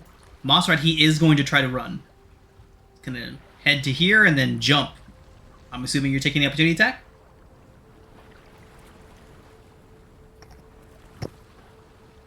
The bad guy tried to run you on an opportunity. Oh, yay, hooray. I'm going to use the meat opener. All Or right. the people opener. Meat opener, sorry. Hank, we're getting a bunch of crunching from your end, bud. It's loud. All right. For 7. 7. All right. He dives over. Blech. Can I throw his dead friend after him? Yeah. Just like meteor hammer the dead body like after him. Absolutely. Absolutely. Okay. All right. Okay. So, how do you all murder the one that's left behind? Because he's gonna Spiritual weapon With murder? egregious violence. flee with egregious violence. I can't spiritual weapon murder. I guess I'll try and war. I can't even war him alone. Okay, so I'm sorry, everybody. He does escape now. Wait, does the pirate captain not have opportunity attack? Okay, we'll give Captain Lyrian an opportunity here. She misses too. Okay. It's the luckiest Sahuagin that ever Sahuagined. All right, everybody. With that, Mossrock's just like yelling abuse down at the ocean. awesome. So, with that, you hear cries of victory beginning to sound out from below decks as the crew who were doing battle down there have met with just as much success as the rest of you. It takes a little while to repair the damage that was done. Go ahead. On the priestess, does she have any magical accordament or any gear of anything? So, she Ooh, I would like. would have a potion of water walking on her.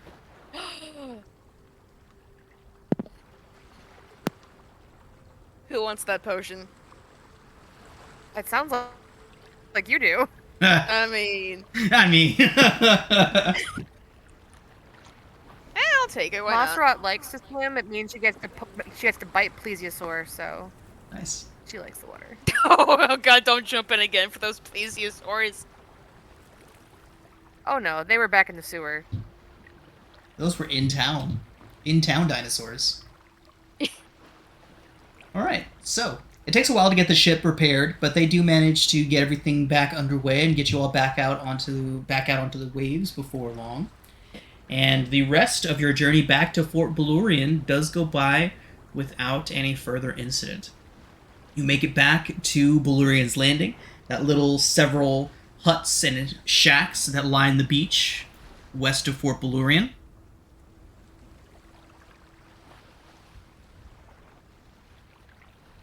Do Yeah, go we ahead. get our proficiencies from You do. our cool. Do indeed. So let's get a quick reminder. What was everybody studying during your trip? Water vehicles? Awesome. So you now have proficiency in water vehicles. I was not Salazar. studying anything.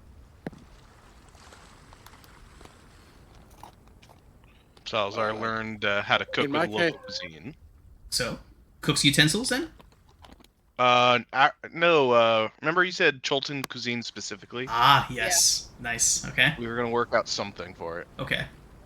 All right, we'll get that figured out between this session and next, since you actually have it now. All right. I now So, have proficiency in water and land. Asim was looking over photographer's tools and maps and the like. Okay, so you now have proficiency in cartographer's tools. Vera, Mm-hmm.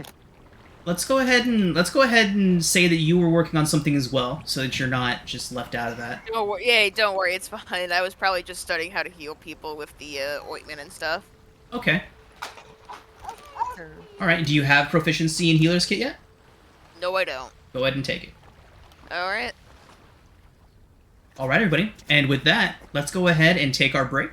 And when we come back, you all can return to Fort Belurian. All right. So we are back. You all have successfully completed your journey south to Shiku Bay, and then back all the way up to here. Nearly a month.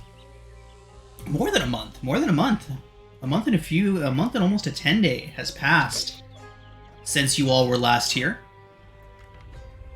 And you all arrive at Belurian Landing. Jax ferries you all ashore. Captain Lyrian bids you all farewell. Vera, Captain Lyrian tells you that your contract is up and that you are free to go.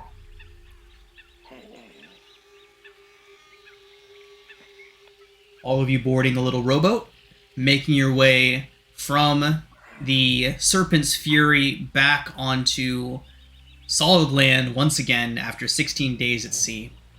You all begin making your way inland towards Fort Belurian. The journey from Belurian Landing to Fort Belurian only takes about a day. It is a well-traveled road. You see people passing back and forth. Is there anything that you all wanted to do before heading back to Fort Belurian, by the way?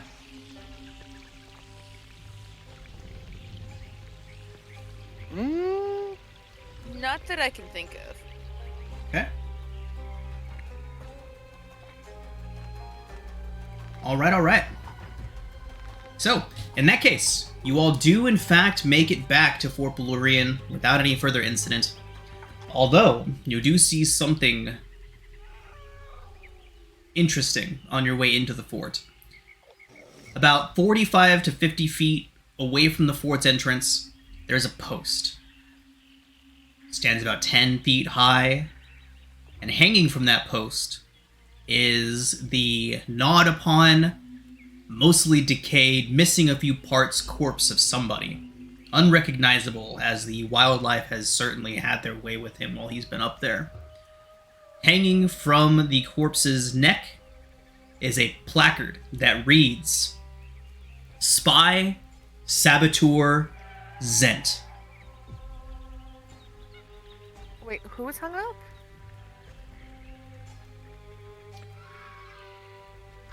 Does this appear like the individual we met? Yeah. He is wearing the same clothes, from what you can tell. But other than that, his features impossible to recognize. But he is dressed the same. Definitely the guy that was trying to get us to help him. I think we might have made the right decision, y'all. I don't know what y'all are talking about. Now, aren't you glad it didn't allow you all to? Aren't y'all glad it didn't allow you all to open up pits with the dinosaurs? We could have really accidentally released my dinosaur. Yeah. Because literally that's all that stopped rot.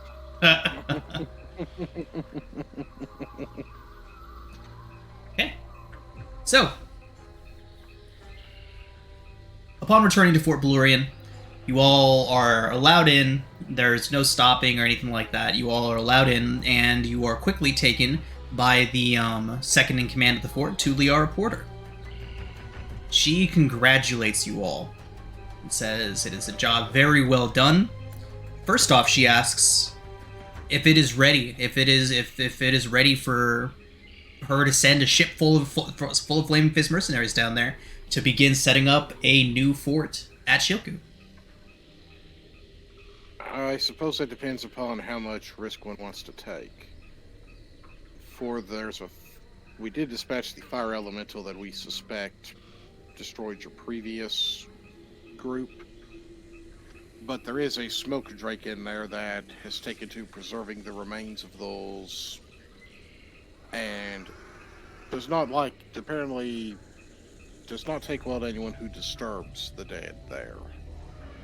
Yeah, he'll kill you if you do that. Porter kind of raises her eyebrow to you, Vera. Picking up strays, are we? She says back to the rest of you. I'm offended. Strays that are good with their weapons, yes. Porter nods, and she says, well, welcome to Fort Belurian. If you have helped in this matter, then you are entitled to the same deal that we offered all of them. Your group as a whole will be given a full charter of exploration, giving you full rights to any treasure that you find in the jungle, and any Flaming Fist officer is obliged to respect this writ. And you can see her writing, you can see her kind of signing the paper, and she slides it across the desk to you all. She says, now, I would very much like to be able to call on you all again if the situation arises. Of course, you are under no obligation to come back, but I would like to give you a little taste of what our fort can offer you, of what the Flaming Fist and what Baldur's Gate can offer you if you do decide to assist us in the future. She gives you all directions down the hall. She says, we have a storehouse here. You all may head over there, and you may pick out, and she kind of looks over her notes. She says that you each may have a spell scroll from our stores, as well as you can see her kind of going through her books to see what she can part with. She nods. One potion or scroll each from among our stores. See the quartermaster on your way out, and he'll make sure that you all are compensated thusly. Alright. That's amazing. Very much appreciated. She nods and says, oh, also, Sindra Sylvain sends word. Says as soon as you all return, her and Wakanga have new information regarding the curse. You are to see them as soon as you are able. Will we be accompanied by a dinosaur? I will not let this go. I thought you all... So, correct me if I'm wrong, but I thought that you all were trying to buy Jungle Princess. Yes. She's in Chult. So, like... She's a racing dinosaur in Chult. Or in Port Nyanzaru. Yeah. Did we talk about them giving you a dinosaur here? Because I don't remember that, but I could just be forgetting. Oh, no, because she said that if we found something especially interesting, that she could part with a... Right, a Deinonychus. So not Jungle Princess, a different Deinonychus. I mean, I'm still going to try to buy Jungle Princess, but Okay. I mean, a dinosaur would be Okay. awesome. Dinosaur's a dinosaur. Right, I do remember her saying that Yeah, she'd be willing to buddy. part with one of her Deinonychi. So, do you all have anything interesting enough to trade for a Deinonychi?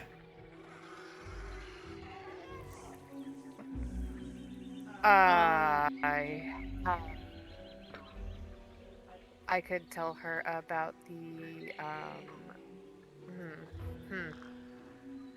I was wounded by stuff. I could show her my scars. So, No. that would be a no for now. The scars simply won't do it. Now, let me check something. Here we go. Okay. So, a Deinonychus is normally 250 gold pieces. So, let me see what scrolls she has, if any of those are that pricey. I don't think they are. Oh, it's okay, Sean. Honestly, it's all right. Well, I mean, We're gonna go earn some. you all do have stuff. Obviously, more valuable than a Deinonychus, but... Yeah. So, Lesser Restoration and Purify Food and Drink. What level? Those are both level 1 spells or 2 spells? Lesser I is feel two. like if we Lesser's get two. if we get scrolls, they're probably again be more useful than a. Well, she only has so many scrolls. She specifically has scrolls of Lesser Restoration and Purify Food and Drink. As far as the potions, Does she have potion of fire breath? she does. She Or has giant size? she has 4 potions of Greater Healing, and a potion of Invisibility, and a potion of Fire Breath. Surprisingly. Okay. Those are all really good potions. Yeah. So you may each have a potion or a spell scroll. I was thinking of taking the scroll of lesser restoration just so that someone has it on hand. Okay.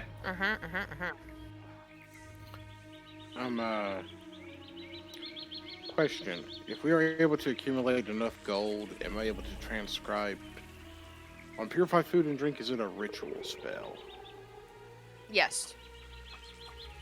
If we are able to accumulate enough gold, could I then transcribe it into my Book of Shadows once we have 50 gold to do for that, use it? I believe so. Let me check that and make sure I'm not making rules up. I'm 90% sure purified food and water is specifically a ritual spell. I've got it. Let me check. So, does Salazar want fire breath? No. Oh, okay. Can I Rock have think it? Mossrot wants fire breath. So you can Why not? indeed transfer spells from a scroll into your spellbook, Asim. Okay. And purify is a ritual. I just didn't want to be grabby with it. No. Potion That of is fire all you. breath. Salazar Thank makes you. his own fire. Yeah. I wasn't sure if he breathed it, that's all. Identifies another one I will need to pick up at some point. So I'm not sitting... Ideally, before I blow myself up. Oh, speaking of which, after seeing you use the horn, Jax would have cast Identify for you. So you are now aware of the properties of the item. Does anyone care if Banth takes the potion of greater healing? Go for it. Do it. Get it? Who wants potion of invisibility?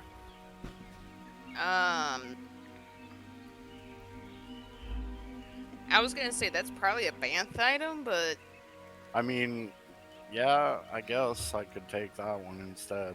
I mean that's No, up no, to no, no. you. Take what you want. Take what's fun for you. Okay. Yeah. I just wanting, just in case something bad does happen. And For sure. Yeah. Yeah. We want you to have fun, Banth.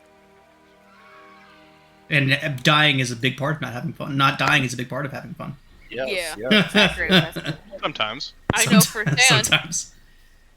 Oof, God. That was my first TPK ever, and it had to be for Yeah. Pathfinder. It makes sense. It really does make sense that would be my first TPK. It's so sad that it knocked off a bucket list for me of being TPK'd, but hey, we're here, so. I don't think I've ever actually had a character die. I've Really? had 3. Really. I've had 3. That sucks. I have Well, there's a first for had everything, Ace. 2 characters die. Alex was responsible for that? both of them. Sean knows that I've had a character die. Mm-hmm. Oh. Or more accurately, his soul ripped out and used by evil cultists. Arguably worse. There were fates worse than death, yeah. Yep. He's sad. You all missed that. You all missed it. He was gonna start coming back and haunting you all. Freaking Nathaniel's body wandering around and doing evil shit. Okay, Releve would have literally had a mental breakdown. Yep. Yeah, you all, like, the whole plan with that was that Nathaniel was gonna start showing up at Candlekeep because his body still had access. So Oh my he would God. start showing up at Candlekeep and fucking things up for y'all, and it'd be like, oh, we saw Nathaniel. Like, wait, what? Yeah, that was the plan. I would have been freaked out. I don't even play Go. See, August's plan was just to break the body's knees until they got the soul back in it. Jesus. He's a dwarf. That's the part he could reach. All right, everybody. So, does everybody have their scroll or potion? Yes. I'm gonna Yes. take one of the greater healings as well. Everyone's taking healing stuff. Moss took fire breath. Fire breath. I took one for purify food and drink, just so I could transfer it later. So actual helpful stuff. I took fire breathing. I love her. The thing is, it's really not useful for Asim, since he doesn't have to eat or drink. Right. But if we're going to be trespassing in the jungle, it's probably going to be useful at some point. For everybody else. But anyhow, I do believe we are set. Fantastic. Wow, what a little detour that was. I like how in my brain it was just like, oh yeah, they're definitely gonna go into the jungle to search the undead. Why would they choose the boat ride? And like, I don't know why my brain went there, but yeah, that was quite the detour. But now, you all are heading back from Fort Belurian to Port Nyanzaru. It is a 3-day journey, if I remember correctly. And let's see how that journey goes. Your journey back, out of 16 rolls, only rolled 1 encounter. And no hazards. Maybe next time y'all got out on the boat, you can have some more fog, fire, infestations, crew conflicts, or storms. But it wasn't in the cards for this time. Okay. So, is there anything that you all would like to do at Fort Belurian before departing back to Port Nyanzaru?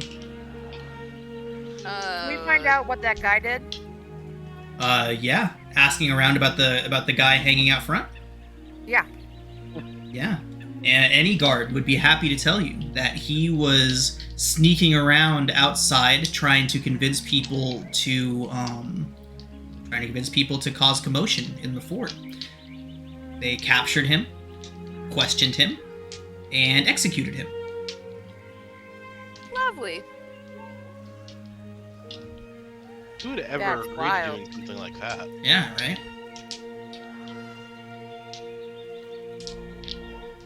Cough, cough. Cough, cough. I would thank the crew probably for allowing me on the ship and say that I'm going to be with the crew. Right. That adopted me, so yeah. All right. Okay.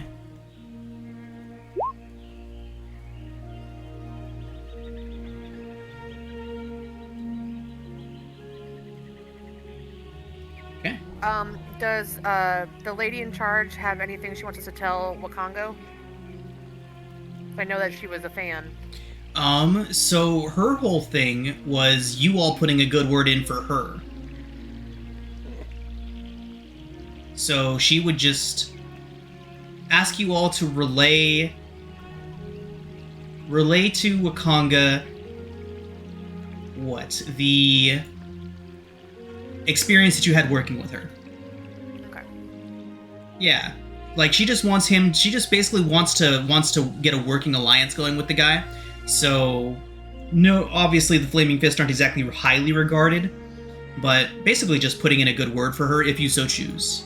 For the Flaming Fists' presence here in general. Wakanga being the merchant priest in charge of magic and magic items and things like that is one of the best allies to have, so she just wants to try and get in good with him, which might be why she was so nice to you all. Who knows? Or at least nice by her standards. I was Generous. so relieved to see her in Baldur's Gate. Oh, God. Yeah. I was like, oh, good. Someone decent's in charge now. Okay. So, your first night. Sitting all around your fire. You've left Fort Belurian behind, puts you all at about right here-ish. Your first night, as you're all gathered around the fire, winding down, eating your rations, which reminds me, now that you all are off the boat, reduce your rations by 1 night, please. 1 full day of rations, 1 ration each from each of you. You still have your rain catchers and everything. Yes. So there is a mild rain happening right now. So you all can fill your rain catchers and get as much drinking water as you require. I'll burn an incense for the night. For the bugs, indeed. Could I spend some time tonight playing with this gem? Yeah. Trying to see if I could do anything with it? Yeah. Would you have shown it to Jax on the boat? I don't think so. Okay. Alright, let me see.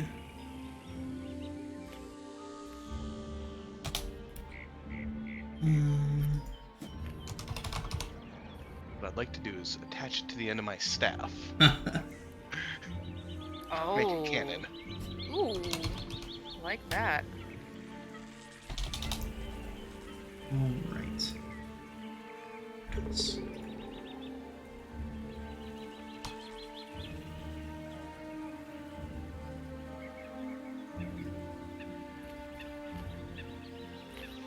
Alright. Okay, so no identify, you don't know what the gem does yet. Alright.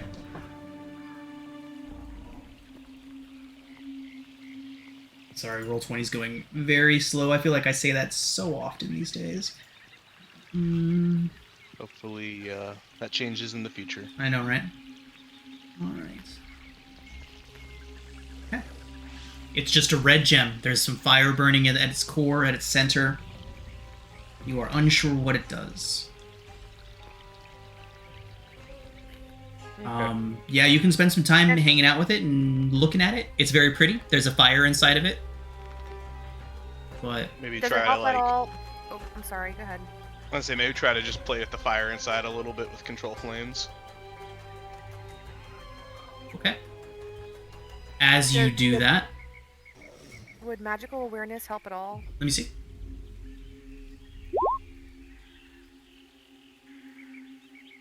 Okay. Yeah, absolutely. You detect a very strong aura of conjuration magic. That's pretty cool. I'm gonna tell him that. Would I be able to make an Arcana check since do I have proficiency in that with that information? Yes. Now that you know what kind of magic is emanating from it. Okay, now it's not the greatest because intelligence is not my spell casting one, but Hey. that's not bad. That is not bad at all. Okay, I believe that is enough for you all to see this. No way!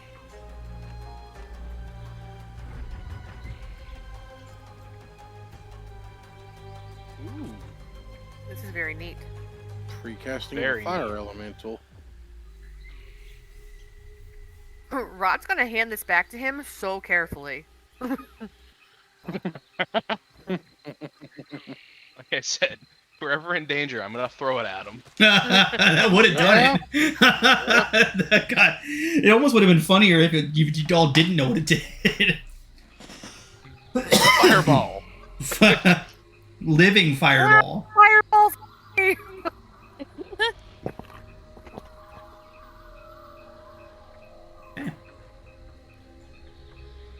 Well, we have a case of emergency spell now.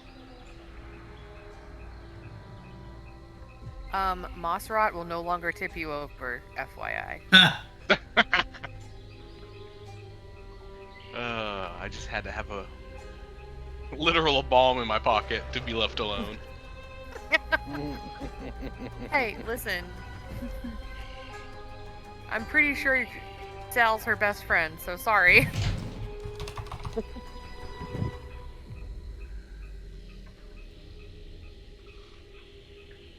Alright. So, early in the evening, while you all are still sitting around the fire, just maybe 20-30 minutes after you're done investigating the gem, you hear some commotion. Not a lot, just some footfalls, brush rustling in the jungle behind you all. And before you see him, you hear a man yell out, "Hello there! Would you mind if my friend and I join you at your fire? We mean you no harm." And a man steps out from the tree line, his hands up, and alongside him is a Sorial. A Sorial looks a lot like a kobold or a dragonborn, just smaller, smoother scales. They are uncommon, but they are a very rare creature. But he raises his hands and says, "My friend and I here have been traveling for a few days and could really use just a little bit of a rest. Heard you all talking and you all seem like decent folk. Would you mind if the two of us join you?" Can I do an insight check? Sure. He seems genuine. His little friend, more so. For now, yeah, we can. It's wonderful. He comes up and sits down. "My name's Artis. Artis Simber. This here is Dragonbait." The Sorial kind of nods. Dragon Let's say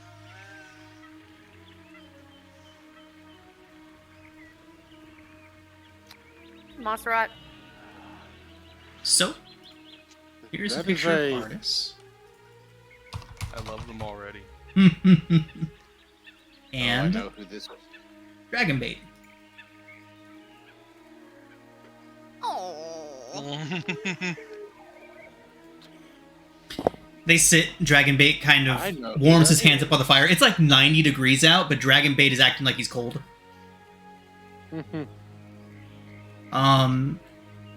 Whoever's sitting next to Artis would also notice that Artis is almost like exuding like an air conditioner. Wherever he goes, there's like a little cool breeze that follows him around. Says, I'm Thank gonna sit you. next to him. Because Right. that would probably be very exciting. Oh. Just little goblin hands, like, wafting, hit all the cool air toward herself. Awesome. Bring out Sizzle and have him wrap around Dragonbait to warm him up.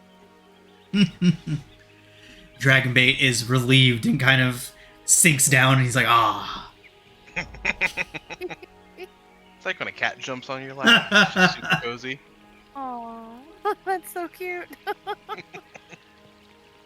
So, they sit with you at the fire, and they say, "So, what brings you all to this neck of the woods? You don't seem like locals?"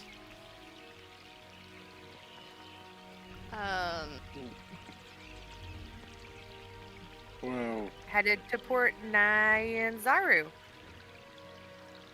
Says, "Well, not many other places to be headed around here.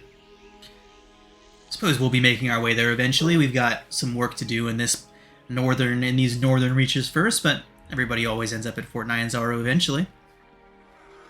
what sort of work do you all have? So I'm looking for somebody. Somebody who got lost in these jungles quite a long time ago. What is their name? It's not important. Well, I was Someone very merely- dear to me. Well, I was merely wondering in case, since we plan on exploring some, in case we happen to run across them. Oh, I very much doubt that you've run across her. Last she was seen is far to the south from here. How far south? That's undead territory, isn't it? That's what they tell me. That is what they tell me. Luckily, Dragonbait here is a bit of an expert when it comes to undead. And Dragonbait kind of makes like a slashing motion with his hand across him, no sword or anything in his hand, and smiles. I just sit there and I just take out my holy symbol of Emberly and I show it to Dragonbait. He is very excited and gestures with his hands out, so if you can see it. Yeah, I'll give it to him. Okay.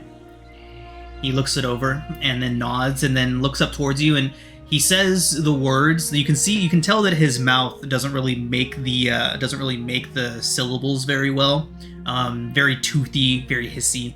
He says, Umberly. Gives a nod and hands it back to you. I'll take it and just be like, yeah, I worship her. This time he draws out his sword and holds it in front of him and prattles it to his chest. Bahamut. Okay. Resheathes his sword. Moss rot. Just tap in her own chest. No, he kind of looks up towards you. He fully understands you. He makes like a no gesture. No. And then he gestures up, gestures down, and gestures all around and says, Bahamut. And Artis would say, Dragonbait here is a paladin of Bahamut. Serves him loyally. Oh, gods, okay. How much? I guess I can make a religion check, but how much would Vera know about Bahamut? So being proficient in religion, you would know the basic stuff. Good god of dragons, god of metallic dragons. Dragonbait being a Sariel, he is, like, again, Sariels are extremely rare. They are essentially little avatars of Bahamut. Not all of them are paladins, but each of them has a connection to the dragon god at some level. Oh, okay.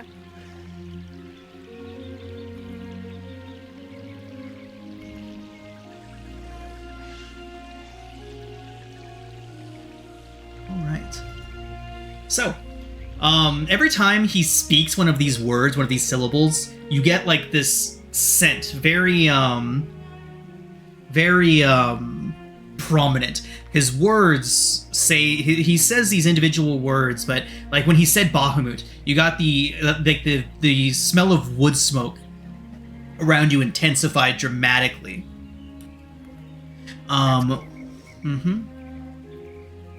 When Mossrat, when you said "oh gods," like you understood that he was trying to imply that Bahamut was a god, you would have got very, very prominent lemon and citrus scents.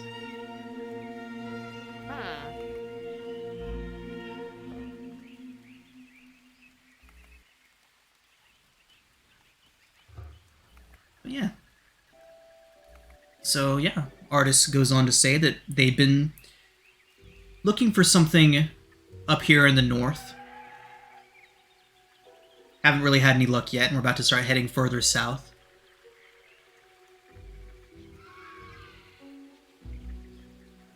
How far south are y'all going?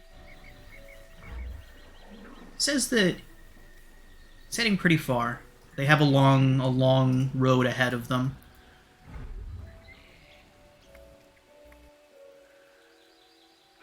Again, he doesn't elaborate further.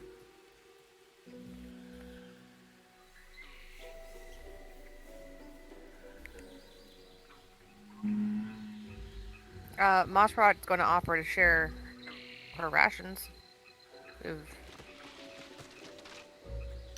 When you do that, Artis says, well, actually, and then gestures towards Dragonbait, who pulls out a stringer full of fish.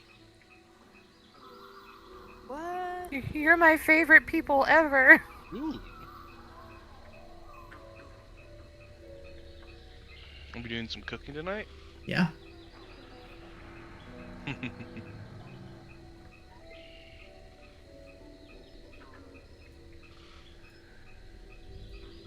All right. I mean, if they're looking to cook some fish, I'll definitely help them. Yeah. Yeah, so Artis would actually say that they were just gonna toss these into the fire and hope for the best. Neither of them's much of a cook. Well, I actually just learned how to cook with the local food out here. Yeah, So- I'd be happy to whip up something. Nice. So you would immediately get the scent of honeysuckle coming from Dragonbait. he smiles widely. All right. I love And- this little guy already. Yeah, Dragonbait's awesome. All right. Can we just adopt him?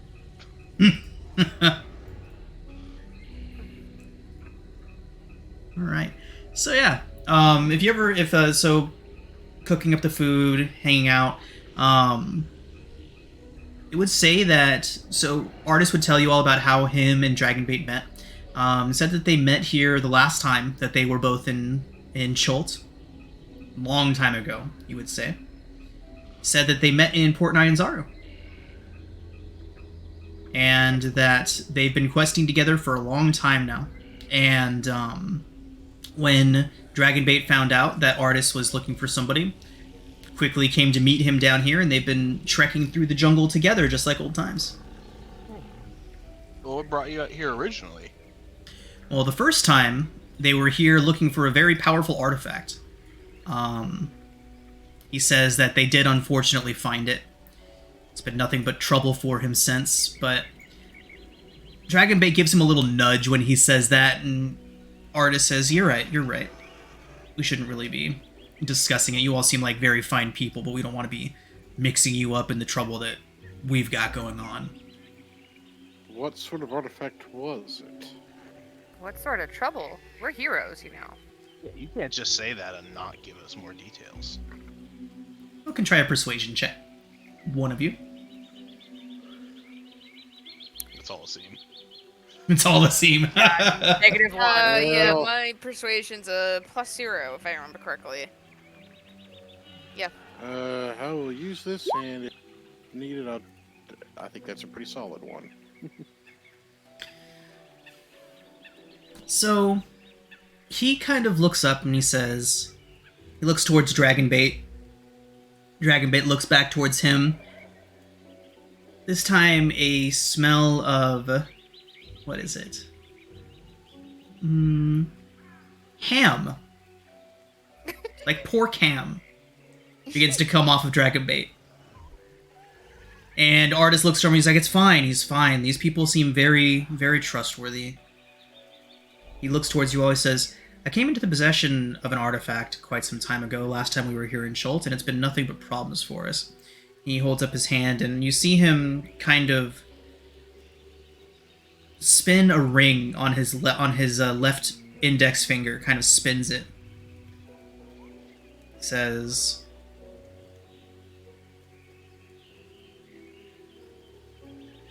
he would say that the last time that he was here, he found this. And now trouble's been following him wherever he goes.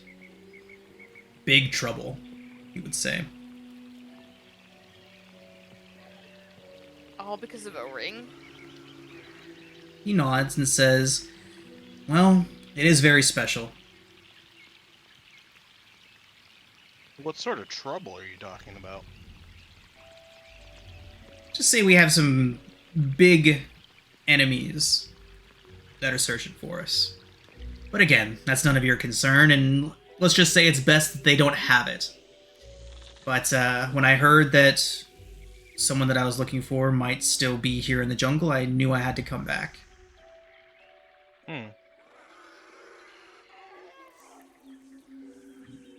He kind of slaps his hands onto his knees and stands. He says, well, Understandable. thank you for the company, everyone. And the fire and the meal. Far better than anything either one of us could have done. He says, I think Dragonbait and I should continue on our way southward before we say more than we probably should be and get you all mixed up in things that you'd rather not be. Hopefully we run into each other again. Yeah, no, it'd be really nice to. Hopefully you find what you're looking for. Yeah. Right. They both get up and disappear into the jungle. When they start kind of leaving, I'm just be like, you know what? I don't trust them. I liked them. They seem great. They brought us free food. Everyone make wisdom saves. No, I'm joking.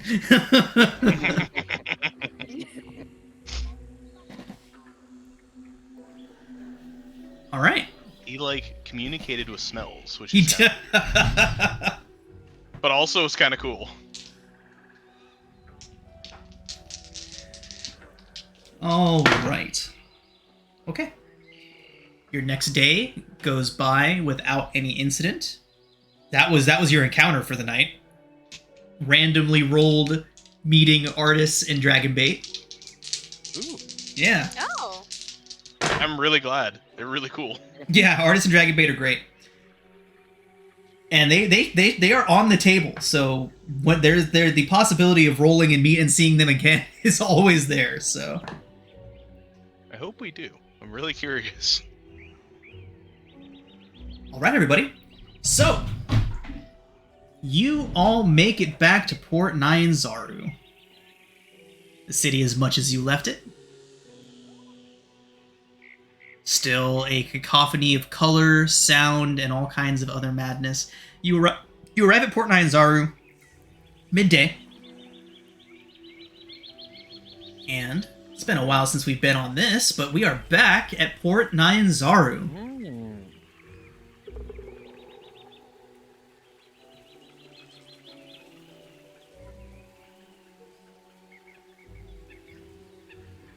Oh my god, roll 20. Why do you do this?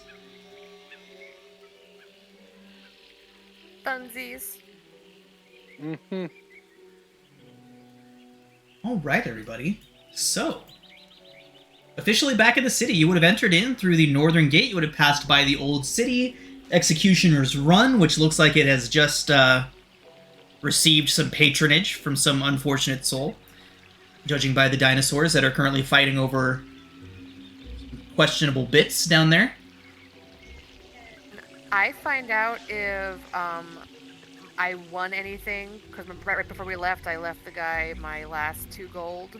Indeed. And they said that they would be putting it onto Jungle Princess for you. Yes. Go ahead and roll a d20. We'll say that 10 and up, you've won something. 15 and up, you doubled. 15 and up, you tripled. Okay. So close. So you got your 2 gold back, and you made 2 more.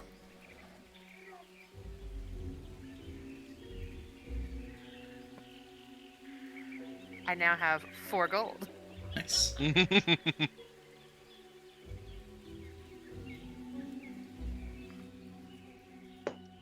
You're on your way to buying Jungle Princess. I only need 196 more. Well, I suppose, speaking of money, we should probably attempt to meet with Wakanga and our... Oh god, what was her name? Syndra. Silvera? Syndra Sylvain. Sylvain. Sorry. Syndra Sylvain, Sylvira Sylvacus, all these SS names. I tried. Yeah, that was actually messing me up. Yeah. Okay. Yeah, we should go check in. We do kind of owe him money, so let's be very nice. Do we? Or we don't owe him money, but he lent us a bunch of money to go find his thing. And then we went the opposite direction. He also told us that we needed a charter first. That's yeah. So that is... We followed directions. Admittedly, he may not have known that we've had that,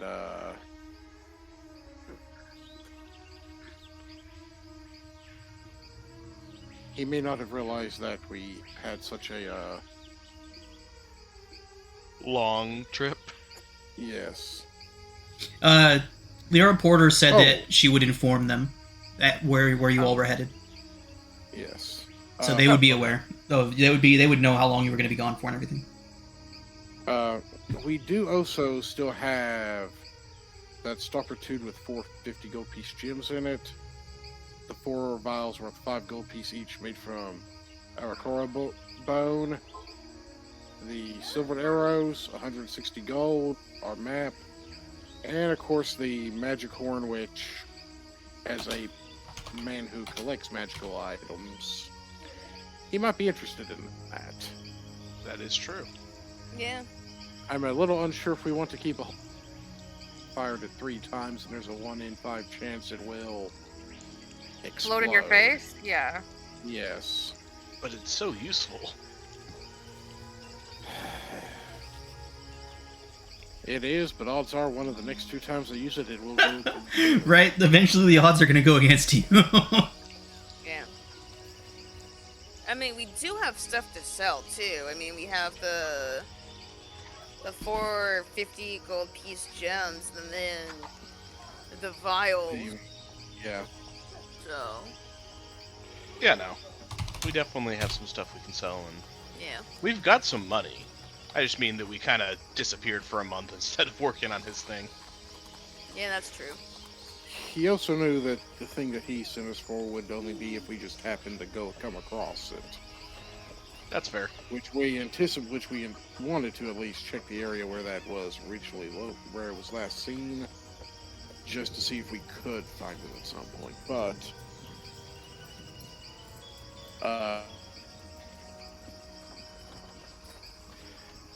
actually, I do have a question.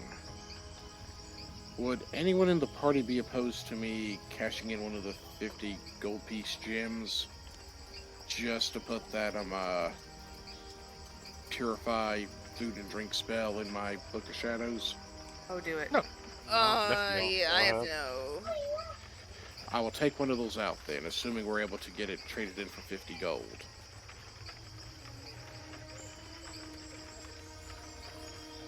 And as we wait for whenever we're supposed to meet with them, I will spend the time converting that over.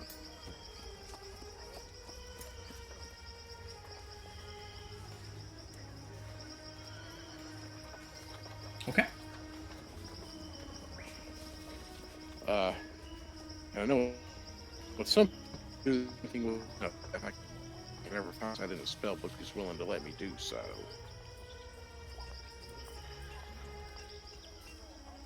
Sorry, Hank, what was that? Oh. I said at some point if we find someone who has a spellbook or scroll of identify, I'm not doing so with that as well. Okay. Oh, okay. Because I was gonna say you could probably do a lesser restoration too, if I remember correctly. Only if it's a... Well, I'll have to look it up right quick. Because I think are you one of the warlock that can do both cleric and? Because no, I'm a Pact of the Dome Warlock. What it is any ritual spell. Oh, okay. I was, for some reason, my brain thought you were the celestial warlock where you can do cleric and cleric spells and copy them in there. I didn't realize. I think that's the celestial warlock, isn't it? Yeah. Oh, it's celestial. Yeah. Yeah. Yeah. In my case, I can add other ritual spells to my Book of Shadows. It has to be equal to or less than half your warlock's level, which this is a first level spell, so I can do it. Oh, okay. Yeah, got it. Yeah. Cause it takes 2 hours and costs 50 GP for the inks and the like to write it in said Book of Shadows. Yeah, if you want to write it in there, be my guest. Yeah. I don't think I can do the restoration one though, unless it's unless the restoration's not a ritual, it's specifically a level 2 spell. Yeah. Yeah. I was always ever just a Pact of the Chain warlock, so.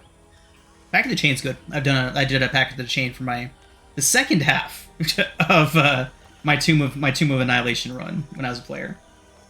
My grave cleric fucking died. Oof. To be fair, we forced open a sarcophagus that was very obviously let's just say it was in a place that normal sarcophaguses would not be, and we could not open it, so we're just gonna get our crowbar in there and open it, and then it exploded and killed us all. Yeah. About that. Alright, so back in Port Nyanzaru, what would y'all like to do?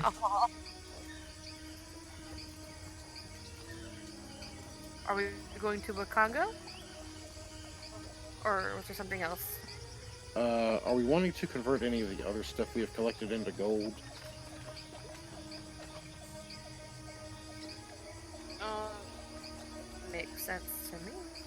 Yeah. Because I was gonna say, I was probably gonna spend some gold on some parchment paper to be able to cast some spells, but... Okay. That is certainly here in Port Nyanzaru. Anything that you need as far as shopping is here. If it's in the player's handbook, you can purchase it here. So, Vera, this is likely your first time being in Port Nyanzaru, since you came in straight from Fort Balurian. But yeah, there are a few main districts here. There is the Grand Bazaar, the Grand Souk, as it's called, which is where you can find all kinds of, basically the tourist spot, right? All kinds of, like, decorative things and things like that. But as far as your basic needs go, like your supplies, your practical goods, is down here in the market wards. Got it. Yeah.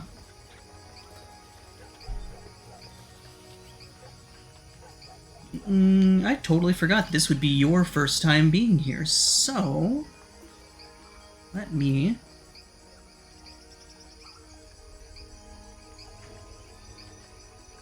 Actually, Okay. first, before I Go ahead, buy parchment, how much is a healer's kit here?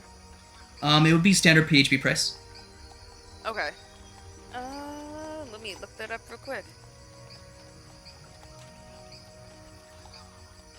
So here, let me go ahead and... You would have heard a lot about Port Nyanzaru, Vera. The sailors would have been talking about it. You would have heard a lot. So let me just give you the rundown on Port Nyanzaru real quick, since you weren't here for it. Port Nyanzaru hugs the coastline at the south end of the Bay of Chult. No other city exists in all of Chult, along the coast or anywhere else, except in ruins or overrun by creatures. Until recently, Port Nyanzaru was under the firm control of Amen, a foreign nation, but 9 years ago, Amen was forced to relinquish the city to a wealthy and powerful consortium of Choltan traders, backed by the Yatepka Society, or risk bloody conflict that would probably have ended with the city remaining independent anyways. So 7 Choltan traders have since grown into influential merchant princes, enticing folk from up and down the Sword Coast with their wares. Wakanga is one of the merchant princes. He is the merchant prince in charge of magic and magic items in the city. You've also met the merchant prince in charge of animal trade, a very stuck-up, pompous woman with a very personable handler. The person who actually takes care of the animals is very nice, but the person in charge of it is not. Those are the only 2 princes you've met, right? Am I missing anybody? I think it's just the 2. But yeah, Port Nyanzaru is a bastion of civilization and commerce in a terrifying land. The amount of business that unfolds here and cash that moves through is in its counting houses are enough to even make Baldur's Gate gawk at it. But yeah, you listened to the sessions leading up to this, so you've got a decent rundown of what Port Nyanzaru is like. But yeah, very bright, very colorful, dinosaurs in the streets. Yeah. Got it. Alright, so you wanted to buy some parchment paper. Yeah, I'm gonna do 1 gold of parchment paper and a healer's kit. Okay, sounds good.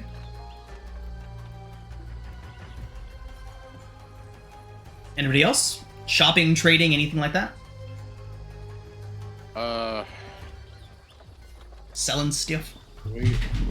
We might as well convert the rest of the stuff, which would give us... The silver arrows, I figure we'll keep just in case we need them, but 150 gold pieces.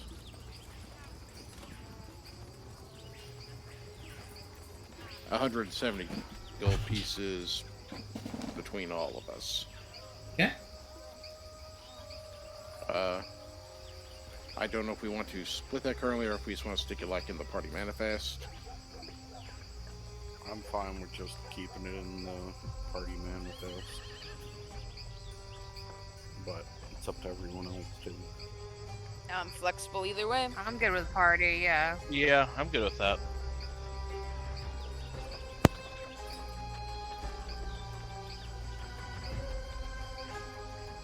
Okay. Okay, so that does mean that outside personal stores, that is 330 gold that we have. It's not bad. It's certainly more than you came here with.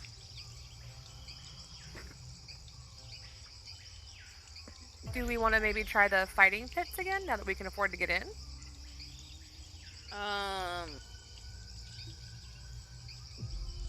I mean, do we want to do it individually or just like as a group for the fighting pits? The fighting pits is done as a group. As a group. Oh, it's done as a group. I'm down. We could. If Go you guys do want the to. higher value one.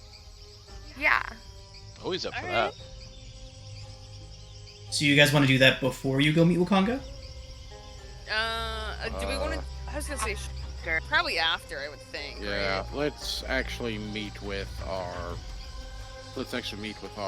allies and associates before we get distracted.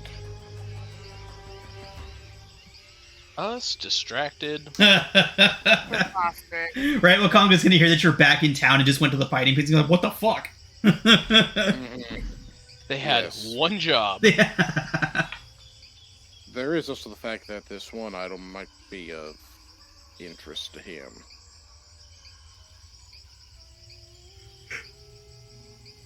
Though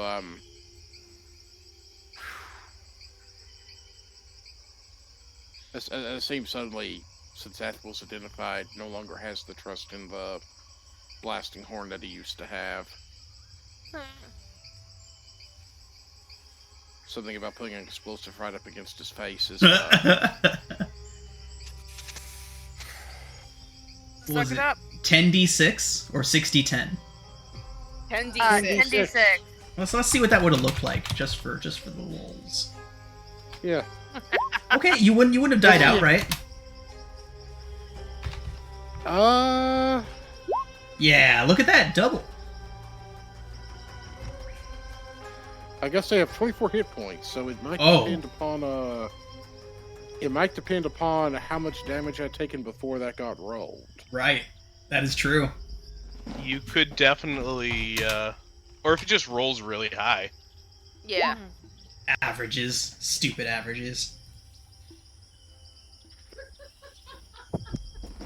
I'm glad that didn't happen, I but it would have been hilarious. mean, that would have been one way to go. Yeah, Yeah. yeah.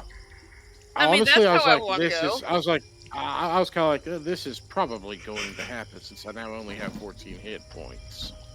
You used it 3 times. But the character, The odds Yeah. say that should have went Yeah. off. yeah. I mean, But I was death like, by horn it- and blasting. I mean, come on, man. Mm-hmm. The All right, one more character did not know. The character did not know what he would do. That's also fair. Yeah, totally, absolutely. I like. Like, I enjoy your devotion to character knowledge. It's definitely So, definitely when- is for some entertainment. When Jack said what it did you like get queasy? It does what now? I need to take a nap. All right. So, heading to I need a Wakanga's moment then. for reflection. Yes. Okay. All right. So, arriving back at the Merchant Prince's villas, you do all get to Wakanga's, and his animated armor guards immediately recognize you and allow you all to enter in. And Wakanga and Syndra are both hanging out in one of the main sitting rooms. They greet you and say that they had received word that you had returned to the north of Chult. And Wakanga says that he hopes that your venture was successful. I assume you've gotten the Charter of Exploration, right? Yes, we did. That was part of what entailed us getting it. However, we also were able to explore a bit of the southern bit of this place, particularly one of the little villages to the south. It says Shilku. You Yes. managed to visit. Was there anything left? Last I heard, a volcano had erupted and buried the place. A volcano had buried it. There were some of these fire newt salamander-like creatures that were summoning some sort of fire elemental that was attempting to attack and burn through an altar with a symbol of nation's. Yes, it's nation's native deity. Ubuntu. Ubtao. Yes. Ubuntu. Yeah. It says the magic of Ubtao's temples are extremely strong. He says, we go on to say that the newts have been proving extremely problematic. They've been, well, the dwarves of the south have been having quite the run of it lately. Both of their major mines to the south have been overrun. Rockhamar and the Wormmount. So To see an ash drake. His eyes go wide. An ash drake. You saw one in Shioku.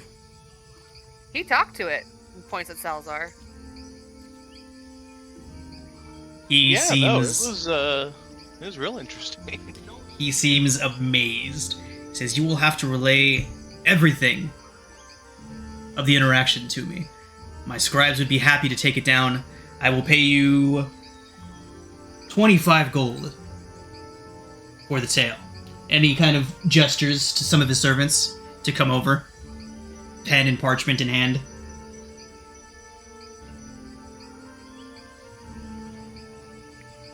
we did also, we happened to recover this magical item while we were down there. And Scene pulls out that horn of blasting. Wakanga pushes himself away from the table. Little did I know the potential negative side effect until the wizard aboard the ship we took managed to identify the thing. He nods. And how many times did you use it before you realized? Thrice before the wizard looked at it and cast a spell on it to learn what it is. It's impressive. He says that he'd be happy to take it off your hands for you. He would give you the 450 gold for it, unless you'd like to keep it. I believe I would prefer the 450 gold. Okay, sold. However, I do also have a question. In order to prevent this from happening in the future, would you happen to have any scroll or spell books that has identifying magic that I could copy? He nods and says that he does, in fact, have plenty of scrolls to identify in his stores. He looks over towards Salazar and says, "Fair trade for your recounting of your interaction with the Ash Drake." I happily take that deal. Says done. Some deal. Yeah, Wakanga is literally like a billionaire. He could care less. So, but he says, so, back to business then. We have some developments. Many of those attuned to the natural spirit of Chult have begun having visions, especially those with connections to the divination arts. I've heard rumors, and my intelligence network has been pointing towards some things, but I need confirmation before I can share this with anyone else, including all of you. I need you to head to the Temple of Savras to see Grandfather Zatembe.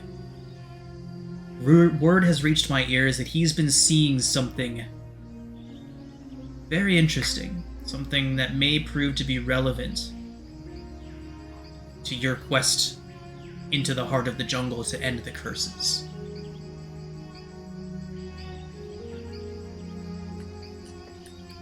Yeah, we can talk to him. Where is he located at? He would...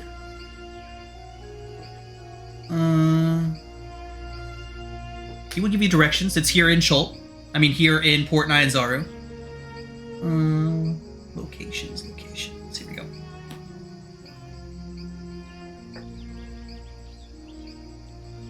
So, anyone looking at the map right now, the Temple of Savras is fucking right next door. It's here. Cool. Oh. Well, that is simple enough for us to do. Indeed. River, please stop throwing things. That's enough. All right, everybody. So, we're going to call it a session here. And when we come back next week, there will be some revelations. Some, there's going to be some things, some information sent here.